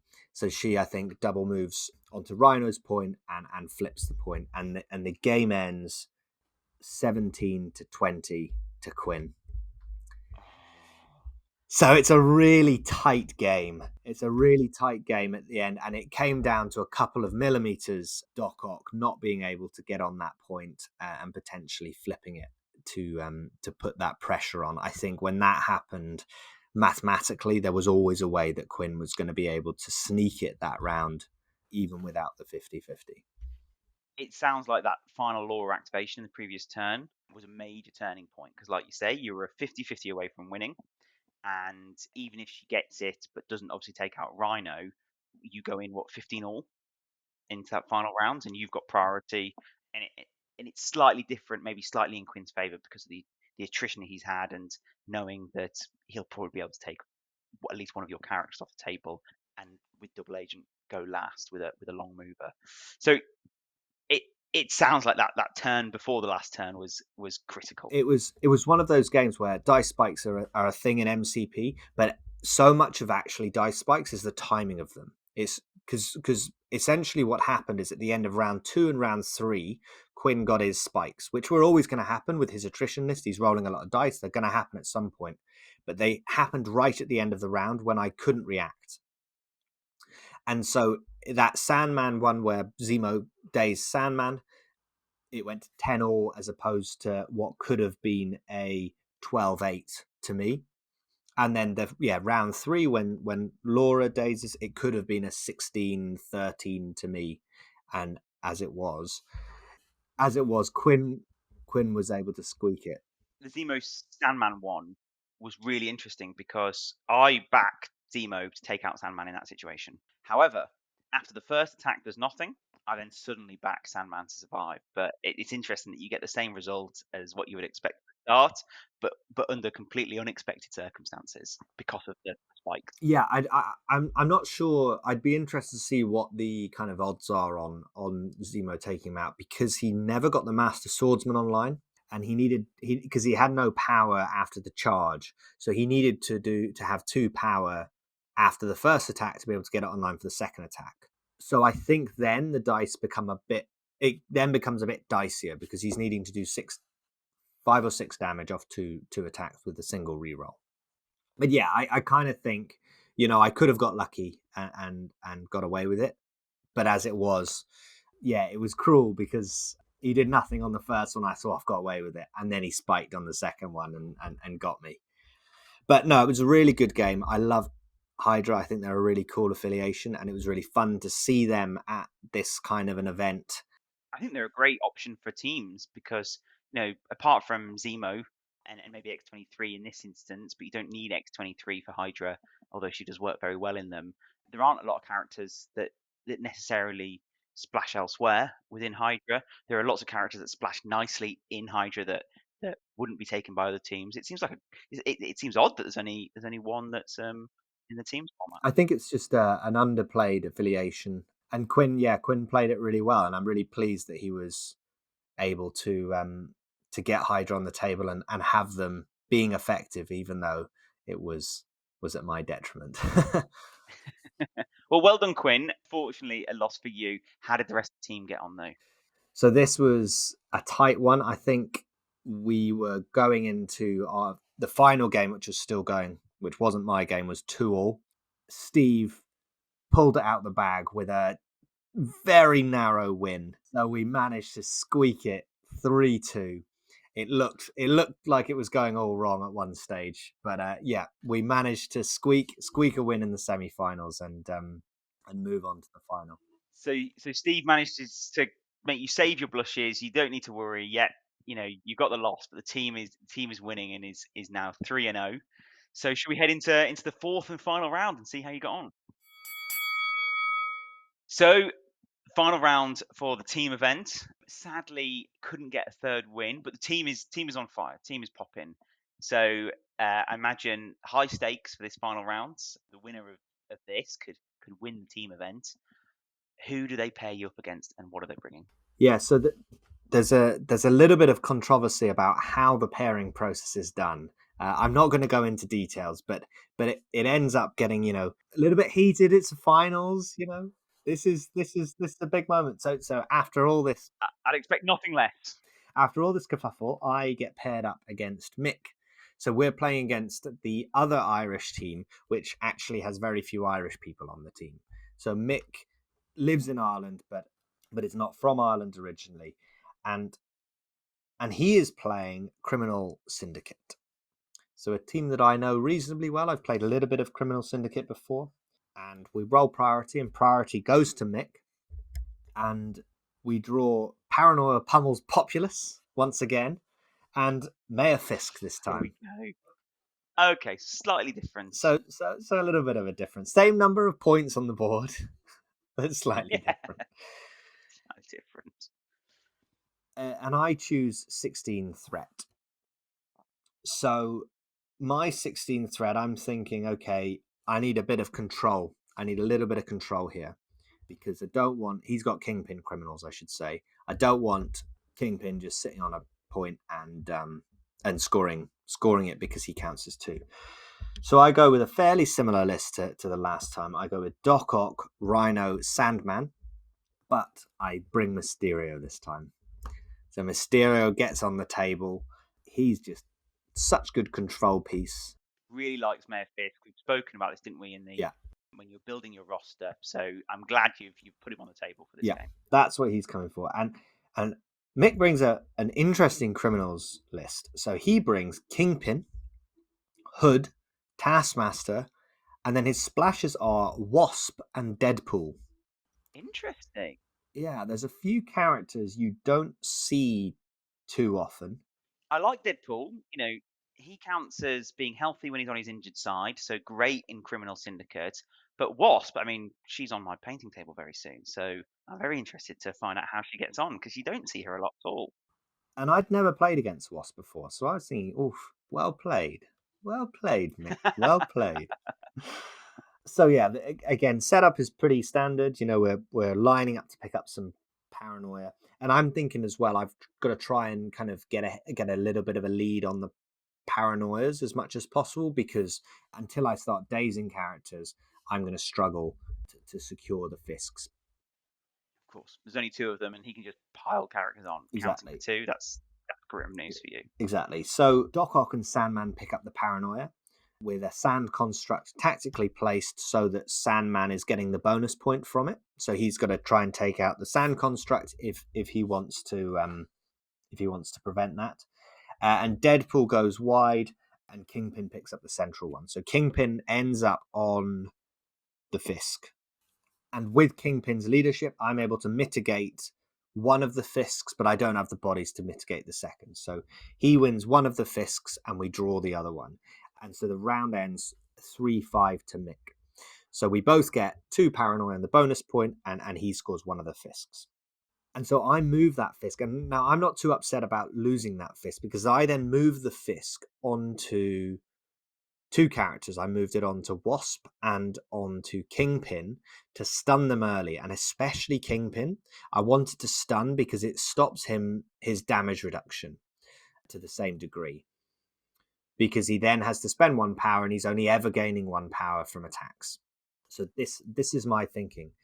And I think Mick actually uses the damage reduction on the Fisk.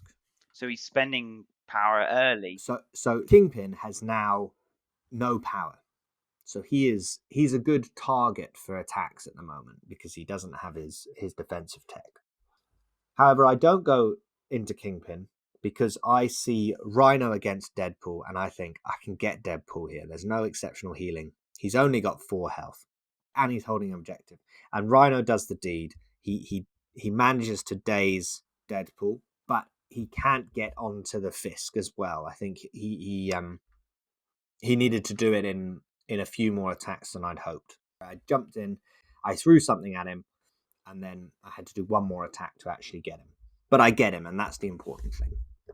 Hood does some chip damage to Rhino. Now Hood has a mystic attack, so he's all right into Rhino. A mystic rapid fire attack, but he doesn't do loads. But I bet he powers Rhino up. Yes, that's nice. But unfortunately, so that the aggressive I wanted to do to get back on the point isn't possible because of where the bodies and terrain are. So Nick's done it quite sensibly in that he's positioned his Hood in such a way that it's not possible for Rhino's base to fit on the Fisk. So even though I'm getting my aggressive off, I'm not actually getting onto the point, which is a shame, but it does mean that Rhino is a bit more relevant for the next turn. Then I go with Sandman. And the reason I go with Sandman is he's got some sweet beams lined up. Yeah, can imagine all those bodies piling around the Fisks. Exactly. And because of where the second Fisk has moved, he is able to beam into Wasp and Kingpin. His grunt also pushes Taskmaster in his way. So he's able to get 3 characters in his beam. If he deals damage, he gets to push them. And Sandman whiffs big time. Oh, no. Do the pushes still come off? Does it require a trigger? Requires damage to be dealt. So he does no damage off 2 beams to either Wasp or Kingpin. And remember, Kingpin has no power.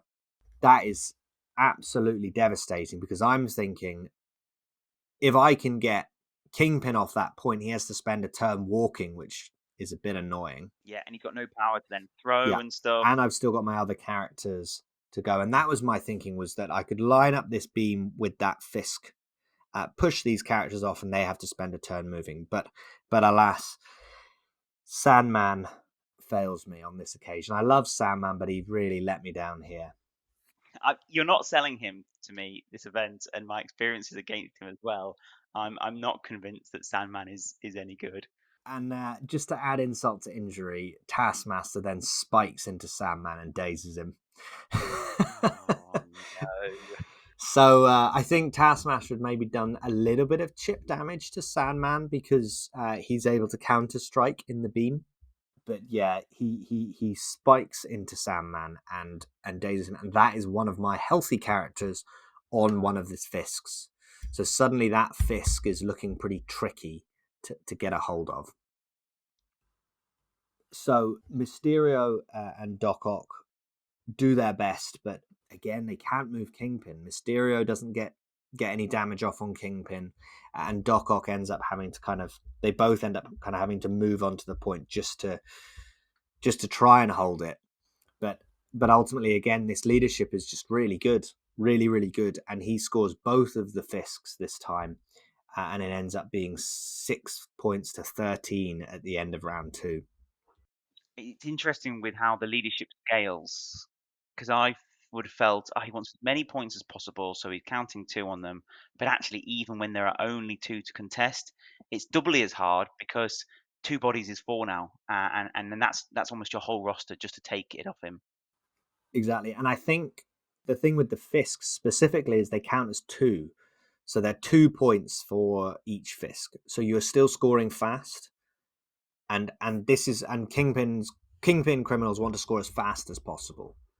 So yeah, it's a bit of that Sandman activation really set me back because my thinking was I could push Kingpin and Wasp off, and then Taskmaster, I might get lucky and daze one of them.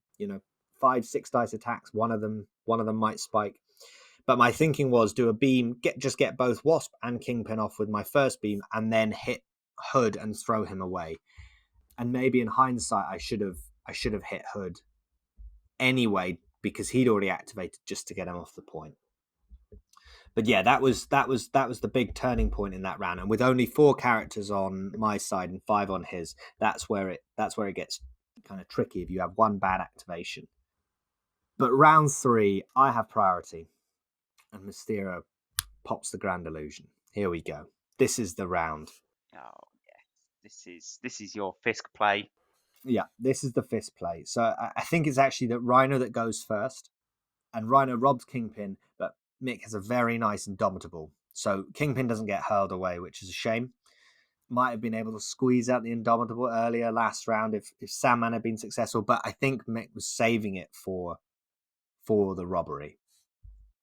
So it means that Kingpin is not out of position, but we're able to do a lot of damage this round, and Sandman this time steps up and he dazes the Taskmaster, and with the help of Surprise Webhead, we also get Wasp. So that's 2 characters have gone down, which is great for me.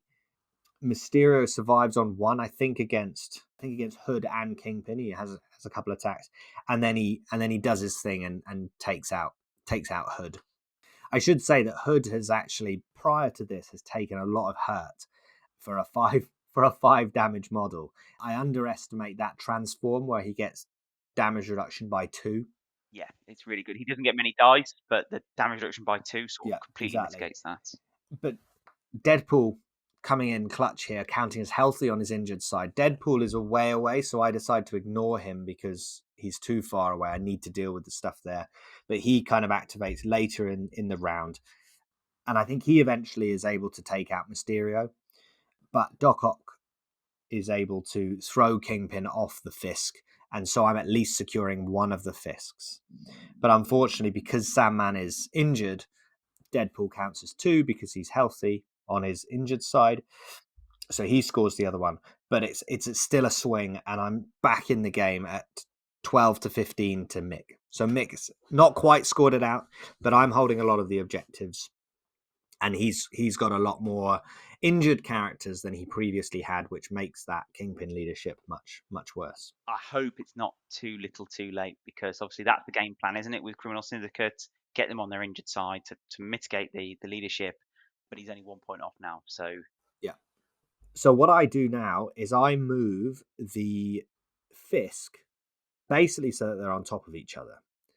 Now, my thinking with this is I have 2 healthy characters, and he has Deadpool and Kingpin, who are both healthy, but they're in a position where they can either be controlled or taken out. And my control at this stage is much better than Mick's.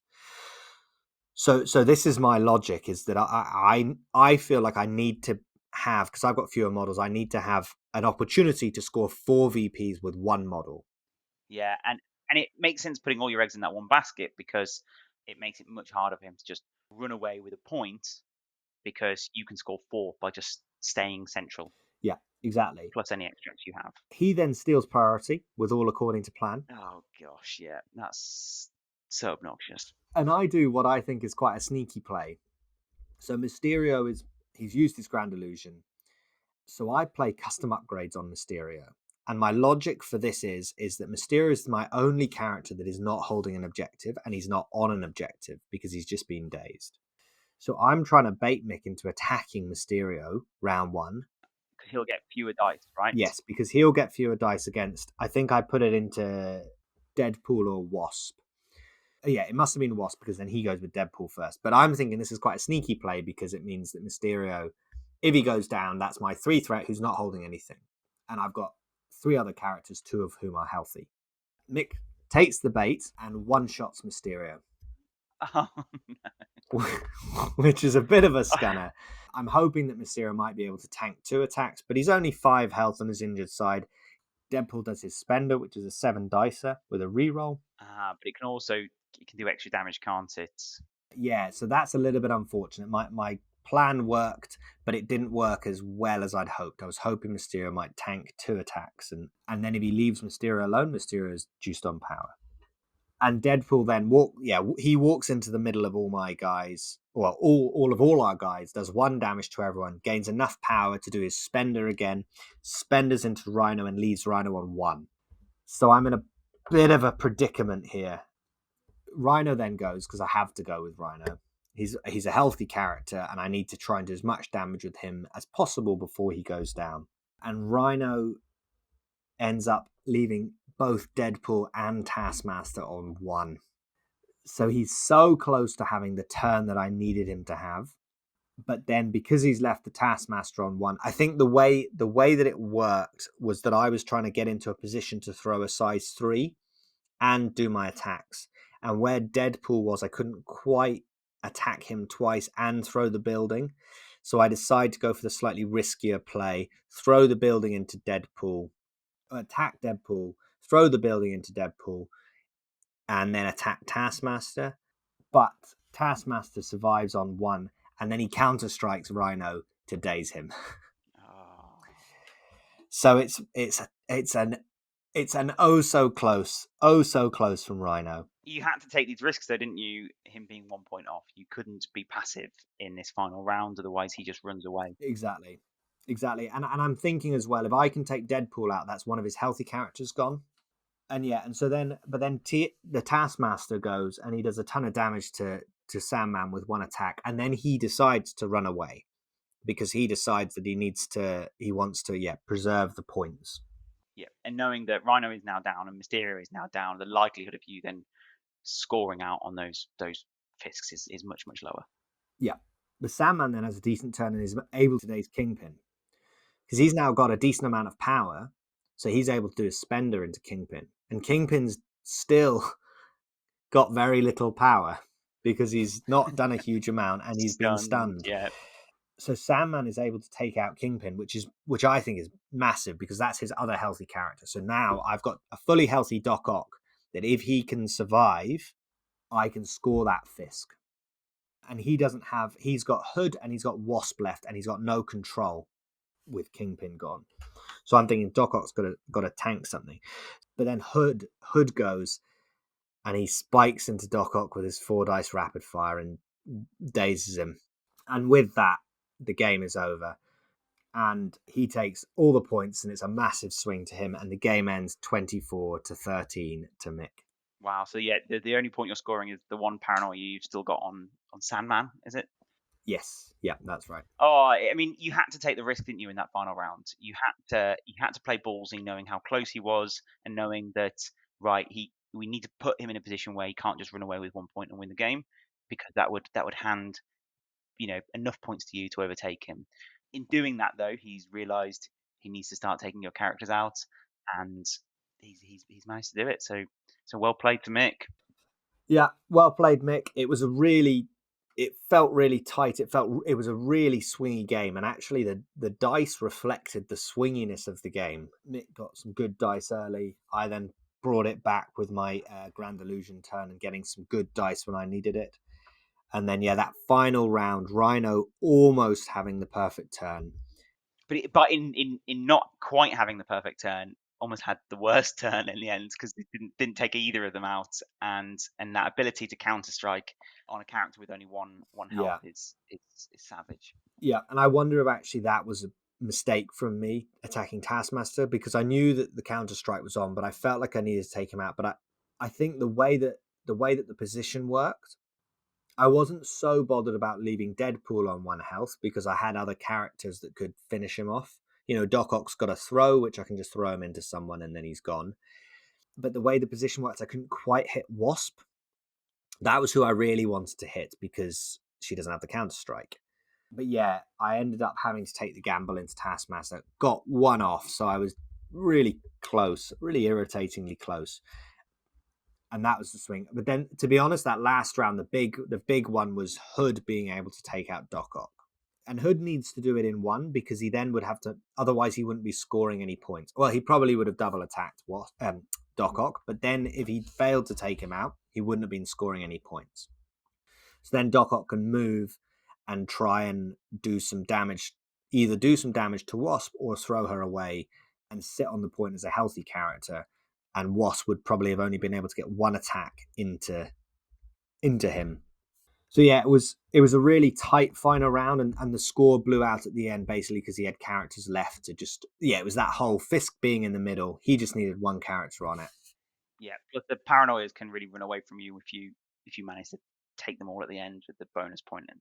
So you're going to get that final swing, and it could have gone your way, could have gone his way, but unfortunately, it's not gone the way of you, and it's 2-2, which is respectable. It's evens. Obviously, the team was in a good position. Rather than giving it away here, should we move on and find out what the final result was? I don't mind being wrong, as long as I can correct my mistakes. So we reach to the end of the team event.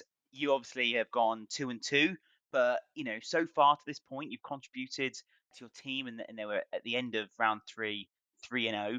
Go on, put us out of our misery. How did the final round go for your team? Yeah, so I'm happy with 2-2. Going evens, getting to the big UK Nations finals, so playing against some of the top players, and our team managed to come out victorious. 4-1 in the final round. So it's our first trophy for Cable's Conquest, and I'm pretty buzzing about it. Yeah. That is amazing. Well done. Congratulations on the big tournament win. Team events are, my view on them is that it's one of the best ways to play the game. We can get onto that later. It'd be good to get your thoughts on the team event. But fantastic. Well done. The team was sort of cobbled together from pieces within the London meta, sort of slightly outside as well. You've got some good players in there, but it's also some unknown quantities. And I'm absolutely chuffed, not just for you, for Cable's Conquest, but also Norbert. Like, such a huge part of the community. Great for him to get a trophy. Yeah, it was really good, and it was great because all our team contributed. I think me and Norbert went 2-2, Ron went 3-1, and Steve and Connor went 4-0. So there was no one that was kind of dragging the side down. And I would like to special mention to Norbert, because he was 0-2 at lunch, so he was feeling a bit kind of. He was happy that we were winning, but from his personal perspective, he was a bit disappointed. And he said, "I'm going to change my game plan this afternoon because my game plan is clearly not working."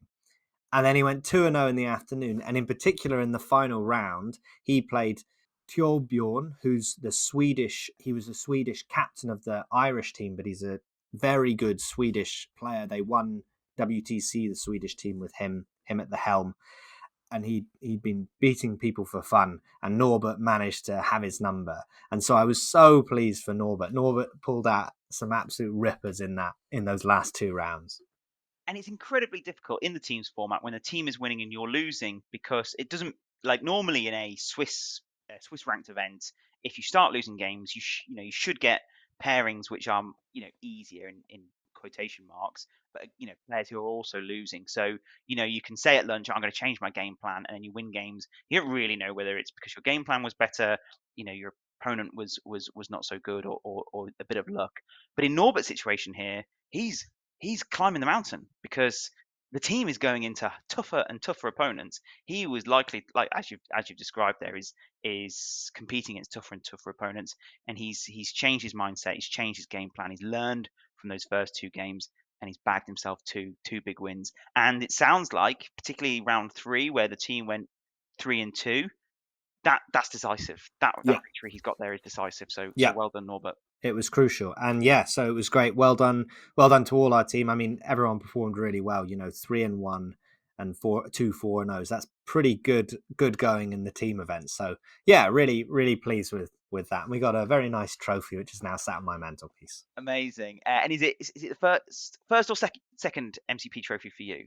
Second, I think, isn't it? Second, yeah. I won a BMC event before Cables Conquests was around with Hydra. Actually, that was amazing. So, but the silverware on your shelf is starting to populate. Yes, so. exactly. I'll lean on my team to take home the trophy. That'll do. Well, hopefully the first of many to come for Cable Conquest. So, what are your reflections then on, firstly, the team format and the team events? Yeah, so this was my first kind of my first in-person Highlander? I don't think we've done a Highlander before. I really like the Highlander format. I think having that many restrictions means that you play some really interesting lists. So across those 4 games I played X-Men, Hydra, Criminal Syndicate, and Defenders. 4 different affiliations, and none of them were optimized. I mean, they were all very well thought out, but none of them had kind of optimal cards, especially after the changes. And so you got to see some really interesting characters come to the table. Wasp being the standout, that I'd never played against a Wasp. In fact, that X-Men list was bonkers. The Xavier and Cyclops. Yeah, I have so much respect for that. Yeah. So that was really cool, was that all my games I was playing against different styles of lists, and so I really, really enjoyed that aspect. And actually, I think our team did all right with the list building in terms of arguments. We didn't really have too many overlaps. There's so many characters in the game that you can pretty effectively build good rosters across the Highlander format. Obviously, they're not going to be optimized, but that's the fun of a team event. I think you don't always want to play against optimized lists. Completely. My view is that actually MCP is more fun, or at least for me, when we have these restrictions, partly because, so stripping it back to very basics, MCP is excellent because while you have affiliations and there are rules to stay affiliated, there is complete flexibility on how you then fill out the rest of your roster, which means we've got 170, 180 plus characters in the game now. That gives you so many options and to fill out your roster with whoever you want. The downside of that is when you get characters who are great at certain roles, because everyone has access to them, what you then find is, the cream will rise, and every roster, yes, their first 6 characters might be different and in line with their affiliation, but then their final 4 are the same because they've just picked the best ones at the crises, the best ones at the game plan, and hence you will see lots of Bills, you will see lots of Zemos, you'll see lots of Ultrons, and that is a shame when there is so much diversity in the game and lots of characters that can play these roles but perhaps slightly suboptimized. You throw in a restriction that only 1 out of 5 players can take those characters, suddenly it forces people to be smarter, and you see these maybe unloved characters on the table far more, and to me, that's great. That because we get to see the whole Marvel universe. It was great because I kind of compared it to the Mutant Weekender, which we did an episode or a double header on a while back, the 2-dayer event that you ran. And I compare it with that, where on day one, I played against 2 Web Warriors, a Criminal Syndicate and a Hellfire Club, all of which had, Bills, Black Cats, Toads. And I compare that with now with this Highlander event, and I don't think I came across any of those characters. They were obviously all in the team, and actually there were the only character that was taken across all 16 teams was Bill.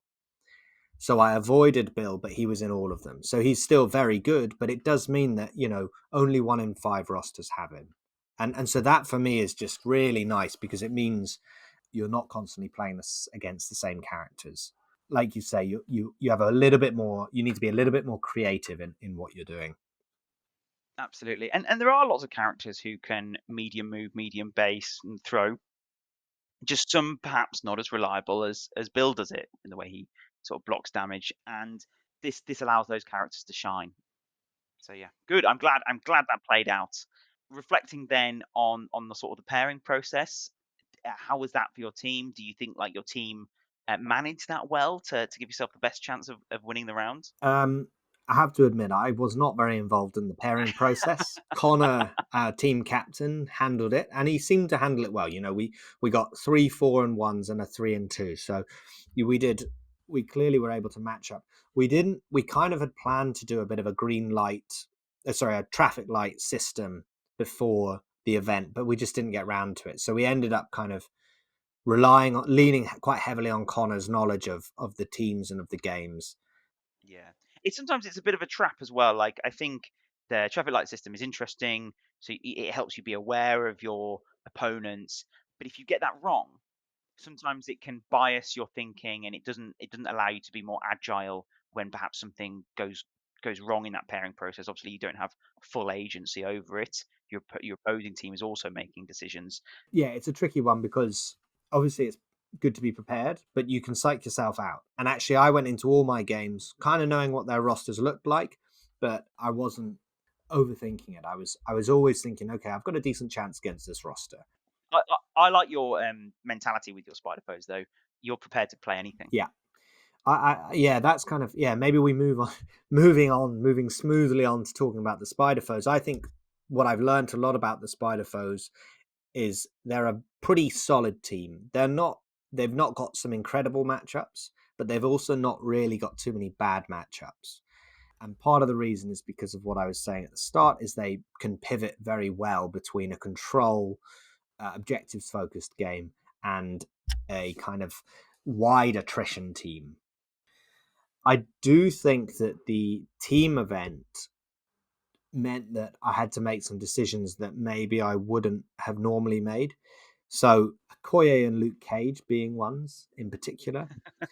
I don't remember them seeing the tables much. Okoye made it in the first game, but that was it. And that was just because I needed a 2-threat. Luke Cage didn't make the table, and nor did Doctor Strange, which, as we discussed, probably was a mistake on my part in that last round. Part of the problem is just the way that the crises fell is that I played 17, 2 16s and a 15, or maybe 2 15s and a 16. So they were very low threat, and so I didn't feel like I had the space to put in Doctor Strange when maybe I wanted to. Perhaps on that last game, when it sounds like we've just spoken off recording, you played a threat down. Yeah. Actually, for those listeners out there that have done the maths, in that final round, I played 15 threat instead of 16, just because I looked at the wrong roster and got it wrong. The heat of the final flutters got to me, and Imagine what you could have done with the full Indeed. 16 threat. What change would you have made? Obviously hindsight is 2020, but I was reasonably happy with the team, but I think to go to 16 threat, you could drop one of my 4s, and that 4 would probably have been Sandman in hindsight, given he whiffed big. Maybe he could have been MVP if he'd done well. And I wouldn't be saying this, but then Doctor Strange could have come in with that reliable scalpel to scalpel the likes of Kingpin away. So he didn't see the table, which was a shame, but I still think he's got a place in the list. Excellent. Okay, and then this was your first time up to Element Games as well, up in Stockport. How was the general vibe of the event? You know, the running of it, the venue. How was all of that? And being away for the weekend, obviously, this is only day one, day two. You've got a singles event to look forward to. Yeah, this was actually the first 2-day away day, or to be honest, away day that I've done in a long time for wargaming. In fact, probably the first one for MC. It is the first MCP kind of proper away day that I've done. I had a blast. Coming in on Friday, yeah, I had a pretty horrendous drive, but being able to play some pickup games. I think across the weekend I played 10 games, which is just awesome. Element Games is a really cool place because it's a big shop. Like, they've got a big shop, and then they've got a big space for gaming. And there were 16 teams, so there were 80 players playing MCP, but there was still room for some other game systems. It was very hot. There's not a huge amount of air circulating in that room, and when you've got 80 plus sweaty nerds playing war games, it gets pretty warm. So that was one thing. But yeah, like, overall it was a really cool venue, and yeah, a perfect place to go and have 10 games across the weekend and have an away day. The event itself was really well run. Tony did a great job. He's clearly pretty experienced.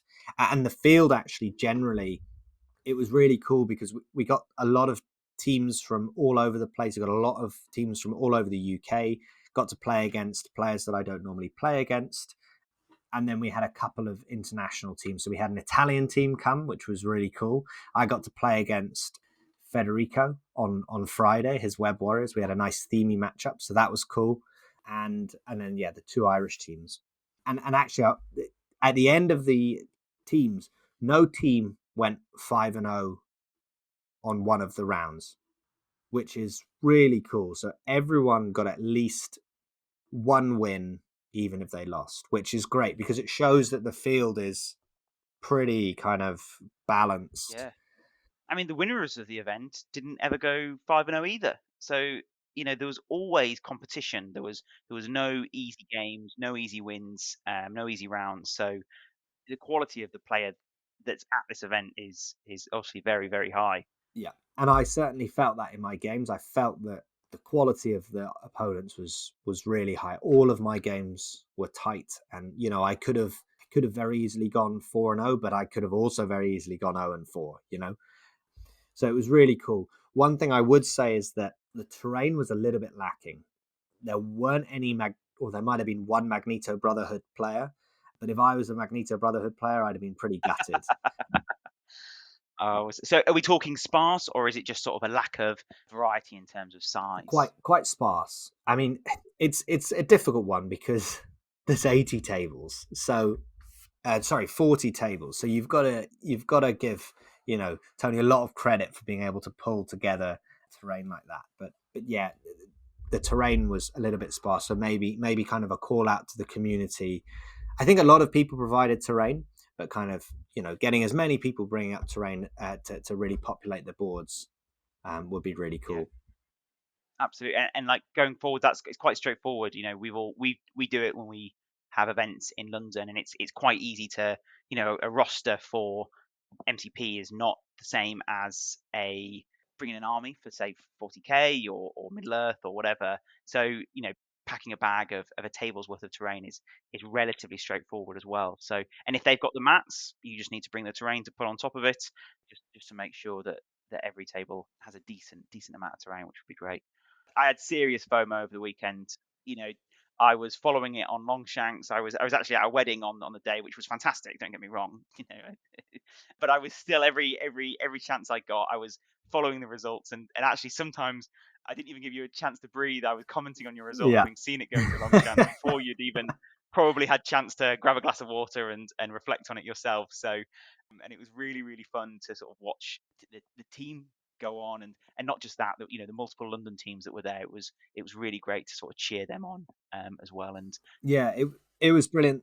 There were so many Londoners that had come up, so many people that I knew, which made the away day really fun. And then we had kind of a nice meal out at the local kind of food market, which turned into a few more, and then a few more. as it always does.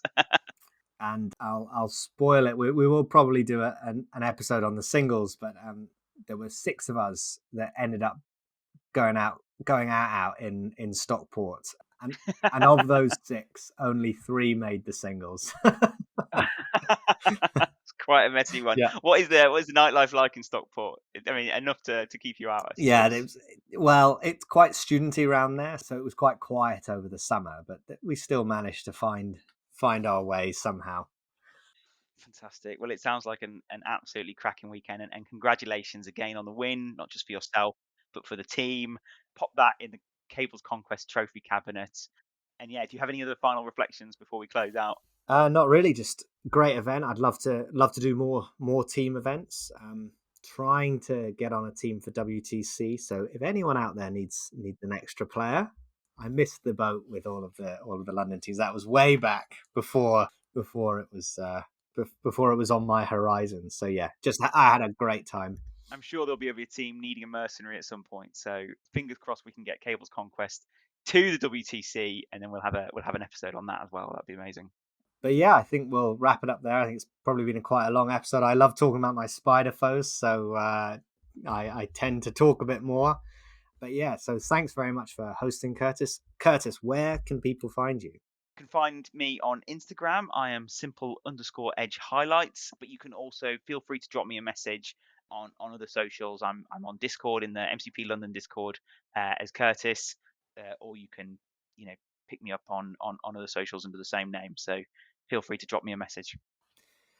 And before I say where people can find me, I should shout out Louis, our audio whizz. Does a great job on the audio editing on this, and also works on our YouTube channel. And I think all our episodes are now up on the YouTube channel, so please do check that out if you're that way inclined. You can find me on Instagram at Smeagol's Corner, or if you want to drop me a message on the Discord, I'm Archie_RC. Please give feedback or drop messages if you want to talk more about these rosters that we put out there. We'd really love to chat with the community. So we have one more item on the agenda before we wrap up this episode. Dr. Norbert has asked me to advertise the next installment of the Mutant Weekender. So Mutant Weekender 2.0 will be happening in January 2025. So listeners of the podcast will remember that I took my defenders to the first installment of Mutant Weekender earlier this year, and it was an absolutely brilliant 2-day event in London. And Norbert and Jamie are back to run it again, and we're really excited for it. So if you guys fancy getting your hands on tickets, which are on sale now, check out the Facebook page. There's a Longshanks, or message Dr. Norbert. I guess on Discord is probably the easiest. And we'd love to have as many people back at that event as possible to make it a really good, cool London event. I have a vested interest in London events, having been part of the London MCP community for so long. I will definitely be going. And yeah, it's going to be a fantastic event, so get your ticket now. And with that, that's all you're getting today, dear listeners. So until next time, keep up the conquest.